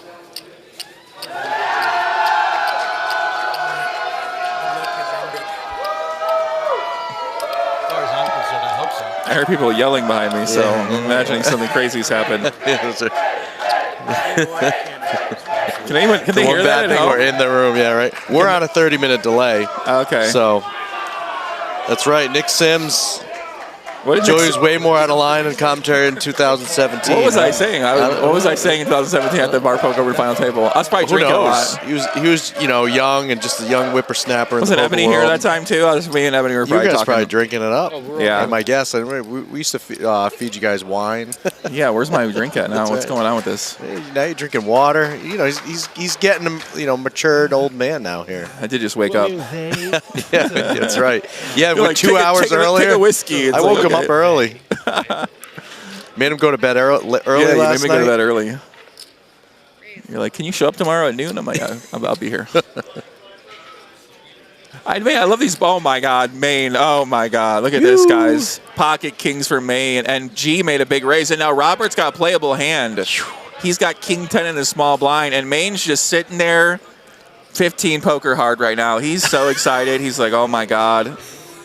Is this really going to happen? What a moment. What a spot. This is what you want. Maine's been running hot all session, and now he's feeling that big pot energy coming his way. And now is Robert going to shove? So is Robert going to shove here? He looks like he wants to shove. This would be a terrible shove, Robert. Don't do it. We know too much. Please don't do it. He's going to do it. I mean, should he do it though? You know, Gorov's been pretty aggressive on the button, but right. I mean, he might think his king doesn't know what we know. Yeah, he might think his. I'm about to get roasted. No, he's a genius. That's right. He's I'm gonna get roasted. Yeah. G sets the trap. Just calls. Just a call. I'm just protecting my big blind. So he kind of makes like a sheepish call. Yeah. All right. Oh no! Gorov's gonna take a stab at this, but Gorov's got not like this. He's not got those like diamonds. Oh no! This is not how you want to lose with your kings. No. So G's gonna be pretty confident here. I mean, he's only got king high, but he's got the king high flush draw. Right. And it looked like Jermaine was just protecting. And Maine just shipped it instantly. And G's got a call here. It's only 3.7 million more. I think he's got a call here. I don't think he can fold. He's got 2 overs. He's got a flush draw. It's about 8 big blinds more, or no, about 10 big blinds more. But yeah, I don't think he can fold. I don't think he can fold this. He knows if he hits a diamond, he's probably going to be good. If he hits a king or a 10, he might be confident he could be good. G might have a hand like a 7-6 or 8-7, or maybe even like a queen jack. I mean, we could have a worse diamond potentially. I don't think so, but absolutely never know. Still in the tournament if he falls here. Yeah, I think he's got chips left to call with too. So 5.7. I'm already in for 2. yeah, he's going to do the math here. He's going to call about 3.7 to win, what, 15?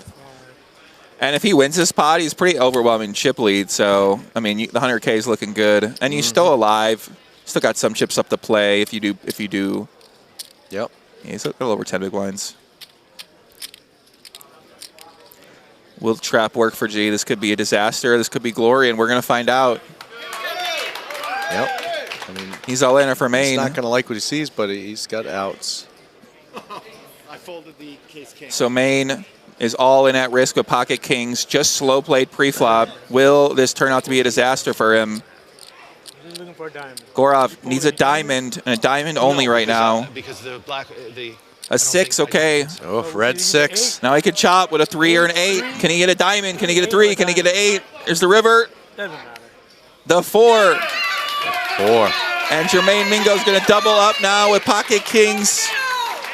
And he's going to be the chip leader now by a big margin, by about 10 million, 14.6 million. Doesn't make a react, just a little reaction. Doesn't show much emotion. Yeah.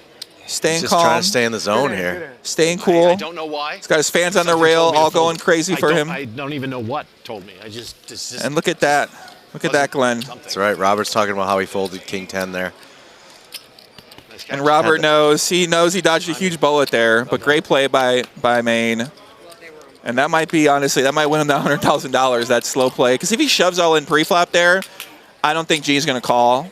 So he won an extra 5.5 million chips there. And, I mean, that could turn out to be not only a huge blow to G, but also a great benefit to him right now. So right. Could be a difference between 32 and $100,000 decision right there. Do we have? I guess we have to. Yeah, I mean, that was a risky maneuver, but it worked out well. And all right, I think we're going on a short break. Oh, short break, okay. Short break. All right, we'll be back in how long? Okay, thank you. I don't know, but we're going to be back. It's a couple minutes at most, I believe. Oh, maybe not. No? We're right into it. Okay. We take that back. That's true. That felt like a player was knocked out, but it was not.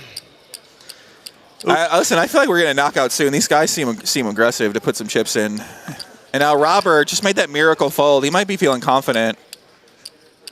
Maybe overconfident here. He might just ship it in. He's ING stack. Yeah, I mean, three-handed. Yeah, pocket fours. I mean, it's a little deeper, though. I mean, I think probably, pocket fours all. No, he folds. Interesting. Man, Robert's going to like. He's got 12 bigs. I think Robert's going to make this to heads up. He's going to try to fold to heads up. All in. Jermaine is certainly not actually going to fold. Actually is a good reason to fold fours there, three-handed. If the big chip stacks and the big chip stacks in the small blind and the short stacks in the big blind, because you just wanted those two have a collision, especially when there's a $33,000 pay jump. Yeah. And it's a free tournament, so I mean it actually makes sense to fold fours there, and just kind of play tight, let them try to knock each other out, wait for a better spot. He looks like he's contemplating his past couple hands he played, because they were pretty interesting decisions that he made each time. Now he's the big blind. does have to put in, that means 2 blinds. Jennifer Jameson nearly crashed my car listening to that. Let's go Maine. All right, Jennifer, calm down. Careful. What's going on, Jennifer? What are you doing? Please drive safe. Don't watch this stream and drive. We do not advocate for that. Please, Pull over. Jennifer. There's too much going on here. That's too exciting. It's like listening to the radio, though. You know, ain't that out of line. Yeah. Unless you're like, personally connected to the guy Yeah. winning. So right? G, I listen. You pick it up on this. So G's rail really lost the energy, and Maine's rail is really fired up. And I'm a big believer. And you notice, remember Ian earlier, his rail was excited. Then when his rail got down, he started getting insecure about the rail, and then he got eliminated. You know what I mean? So everyone needs a big rail. That's what I'm saying. Like, cheer me on. Yeah. I don't know. I think there's something to that. I believe it. He was like, hey, where's no one clap? Like, what's going on? They wouldn't get him a shot, and they wouldn't clap for him. So I really feel like that kind of threw off his mojo a little bit. Yeah, and I think so this is a lesson to be learned. If you make a final table, you need to make sure you have a big rail. Exactly, cheering. Oh, my God, Jermaine Whatever you got to do. Jermaine is running so hot. He's going to get all in here with jacks, I'm pretty sure. Robert's got ace-9, and he's just going to ship it. And Jermaine's going to snap call. Look at that. Pocket jacks. I mean, what a sight to behold, three-handed. And pocket jacks are an even better sight to have. And here we go, guys. Oh, you don't want to see pocket jacks when you have ace-9, but You got a chance. got a chance, as they said. So here we go, guys. Robert Carswell started with a chip lead, and now he's all in at risk. Jermaine on the run of a lifetime. Can he hold with jacks? Here's the flop. King 5-2. Good so far. Good so far. Glenn says Robert needs diamonds or an ace. Uh-oh. Whoa. He needs one more diamond. Can he do it? Or an ace? River. The 5. Jermaine knocks him out again. Another player eliminated. What a run. Robert Carswell finishes in 3rd place. Played well. Congratulations, sir. 32K. And before we get our heads-up match, we're going to go to a quick break, but we're going to come back, and we're going to see these guys battle for $100,000. Can Maine close it out? We're going to find out. Be back in about $32,000 for Robert Caswell. Yeah, $32,000 for Robert. Congratulations, buddy. I mean, played well. It was fun to watch him play. There we go. And we're going to be on break for a couple of minutes, about 3 minutes, so stay tuned for the heads-up match. See you shortly. See you shortly. We're here on day 1A of the Bar Poker Open at the Florida World Championship. I am here with George. We just got underway a couple of minutes ago. What's your status, George? I got knocked out. Okay, we just started maybe 2 minutes ago, George. It takes less than 2 minutes when you play poker. Okay, so you played poorly, and are you double parked? No, I'm not double parked, and I didn't play poorly. It was a fair hand, let's say. But people generally, you get warmed up in a championship fight. There's no reason to put all your chips in the first 90 seconds. Yeah, well, I flopped top pair with top kicker and got excited, so I called an all-in and lost. I'm glad. There's no complaining about it, no whining about it, Nope. And you've acknowledged yourself to be, if not a bad player, certainly to play bad in that spot. Okay, I'll concede that. I played bad in that spot. Okay, George. Someone get him a water. I do understand you supposedly won something the other day. Yes, I was at the bar at the Rock and Roll Poker Open, and I won first place at the senior event. How much was that worth? $11,000. And how much was the entry for this? $365. So you're up a good amount, huh? Yeah, I'm doing all right. All right, so you went from first place to first out. Yeah, I guess you could say that. I went. Not a bad plan if you're up almost $11,000. True, very true.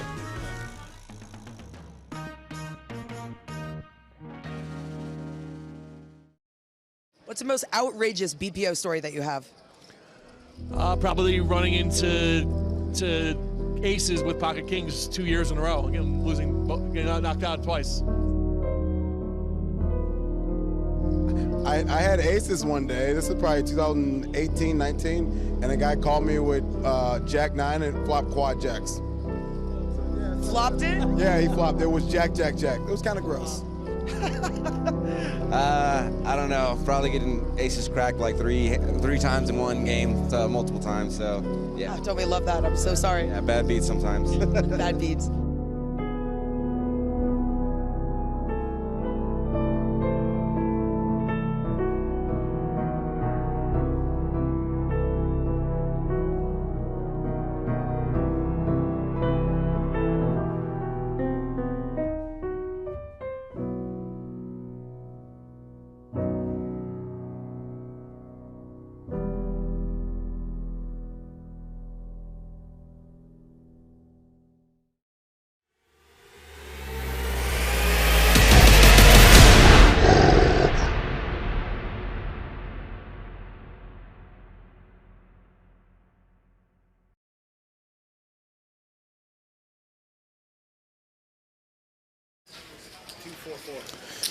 All right, we are back for the finale of the 2026 Bar Poker Open Las Vegas Championship. The boys are playing for $100,000 up top right now. Joey Ingram here, joined by Glenn McCrory.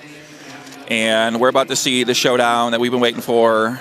And I'm excited to see what's going to happen here. It's going to be a fast heads-up match because Gorov, who you've seen play pretty strong so far, comes in with only about 10 big blinds, and so Jermaine can just play very aggressive. He's got a huge chip lead. I mean, look how many chips he has, guys.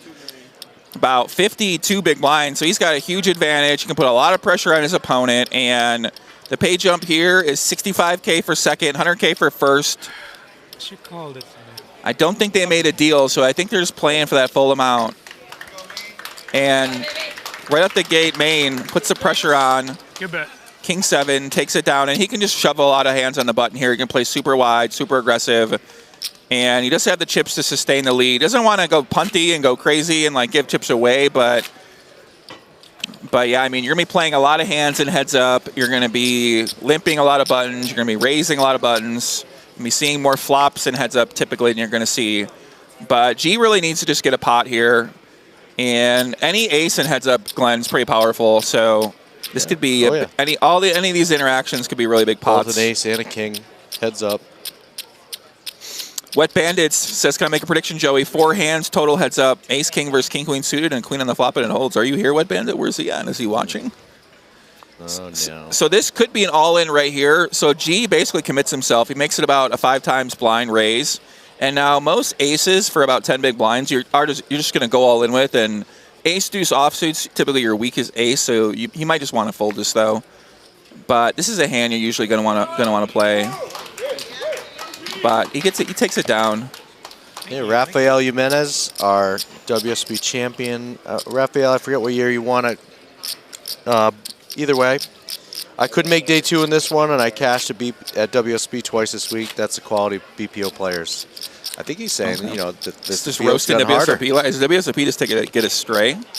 Yeah, I don't know. Let's get it. All right, guys, who's the chat? Tell me who you're rooting for out there. I know we got a lot of Maine fans here. I see Eliana still out there. China Lane. Let's go, Maine. Halo and I are locked in. All right, let's go. Shout out to Halo. Shout out to China. Lock in, guys. Heads up match. Big pot energies brewing here. 100K for first place. And now Jermaine has a pretty interesting decision. We saw him just go all in with that king. He's not going to fold. Wow, he folds the king. That's interesting. Okay. Switching it the up. last time it was suited. You know, that one's not suited, so looks like he's just playing a little tighter. May wait for a better spot. Wait for a big hand. Doesn't want to give up his chip lead. King 7. You know, typically heads up when there's a big blind ante. You just get a better price to at least limp the button. So you're usually going to want to limp in with most of your hands at this stack size instead of folding. You don't necessarily need to raise, but you can have a lot of incentive to call. And then the big blind's usually going to play typically a little bit tighter when they're out of position. So we'll see if these guys pick up on that strategic difference here. Heads up is something that most people never really get to, so it's a little different of a mindset than. And wow, Jermaine just snap calls. Okay, this could be it, guys. I already got a big pot brewing. So Gorov made a big raise with Queen 6. Jermaine just snap called with Jack 9. Middle pair for G. Middle pair puts a 96%. Doesn't mean he knows that, but. Yeah, I mean, he's not loving it with the ace. He's going to be worried about an ace, especially when he raises so big and main calls. So you'd have to be worried about an ace. He might just make a real small bet and he just ships it. Okay, never mind. He knew. I mean, he had 2 pair. Oh, yeah, he had 2 pair. I was like, missed that one. Okay, wait a second. A little late for us, you know. We're going to be fast. I was just not used to seeing Queen 6 being played here, but these guys have been so tight, and now he's just risking all Queen 6, you know. So it's a different game, heads up. Okay, so G's battling back here. And it's interesting you said that people really don't get a chance to play heads up poker much. And I know in live poker, sit and goes have just died. There's no such thing as sit and go anymore, right? So it is very hard to get heads up. Yeah, pretty much practice. Impossible. Yeah. Unless you make a lot of final tables, then you have a lot of experience. I play a lot of that online, so I try to practice a lot of that. Yeah, you can at least you do it through the solvers and the which I think that's the only way really to practice. Yeah, unless you play. I just play a lot of tournaments. Yeah. But yeah, but that's the best way to practice now. Yeah. So let's see what our man Maine's going to do here with 9-8 offsuit. It looks like he just wants to be aggressive. Put his foot on the gas when he's in position. 2.2? 2.2. Yeah, and he's using real big raises. That is a big raise, yeah. Gorov's got a suited. I mean, you prefer to have like ace-7 suited here, but 7-4 suited, you know, you can't really call. Even 7-6 suited, it's just such a big raise. You want to be doing more all-in or folding at this point in time when a guy makes a really big raise in the button. You don't want necessarily be cold calling out of position when you're about this stack size for like 5 times the blind. Like most hands to call with, you can just you want to maybe be shoving with or folding and wait for a better spot where you're the aggressor on the button. So would you say that's a GTO style to have a big raise? 100% no. Yeah, no. Get a little bit more. Because you get reshoved on. You're just risking a lot, and you usually want to keep a similar bet sizing strategy with most of your range. So you usually would do smaller sizing. Because that's what but not to say a bigger size can't work. You know, I mean, it could work in a one time playing. You know, it's going to be high variance either way. Like in heads up, that's what I guess was the trying to. I've noticed more recently people have been using larger bet sizes in general than 2-3 years ago. Everyone was min raise, min 2.1, 2.2 raises. Yeah, I've seen in our streams. I've seen that more often in some of our Borgata streams, our Hard Rock streams, WPT streams. I've seen that a little bit more, and maybe it's just the players I'm seeing aren't necessarily playing GTO. I mean, there's a different way, three different ways to think about it. A lot of times, like what's popular, you know, what are people doing? A lot of people just do other sizes that other people do, and some people are creative and have a bigger, you know, do their own thing. So yeah, I feel like there's a lot of room for strategy in poker, not just min raise, not just, you know, do 2.1, but. So that's why the common belief a lot of people have decided on. But I'm sure a lot of people are winning their own strategy, like playing big. Someone actually influenced around it. I think that's one of the fascinating things is there isn't just one way to play this game. Exactly. There's a lot of ways to play. I don't get a chance to study the strategy of poker these days. So I learned it with Joey right now. I'm only doing that 8 hours a day and I play it every day. So I'm like obsessed with. There was a couple of years, you know, I really was the last thing I wanted to think about poker. But I actually just asked Joey here to come coach me while you guys all listen. Why did I mean? I don't know. It's my passion right now is to study and learn poker, play poker, and battle. So I'm like obsessed with it right now. This could be a big moment here. I mean, yeah. So G's getting deeper though. I mean, he's got about 18 big blinds. So he's got more playability. You know, he doesn't necessarily have to make a shove here. He doesn't necessarily have to make a big raise. He might just want to call, but he is making that 2.2. What's going on with this sizing? Both these guys are doing 2.2. All in. King 9. Wow. They snapped. Snap call. Snap calls. So here we go, chat. This could be it. We see all in and a call. Maine going for the Bar Poker Open 2026 title here. Can he get this flip? Glenn, King 9 suited. Can he do it? That's it. Just King or 9, and he is our next Bar Poker Open Championship, Las Vegas, $100,000. Let's go. He's going for the glory. Can he do it? Here's the flop.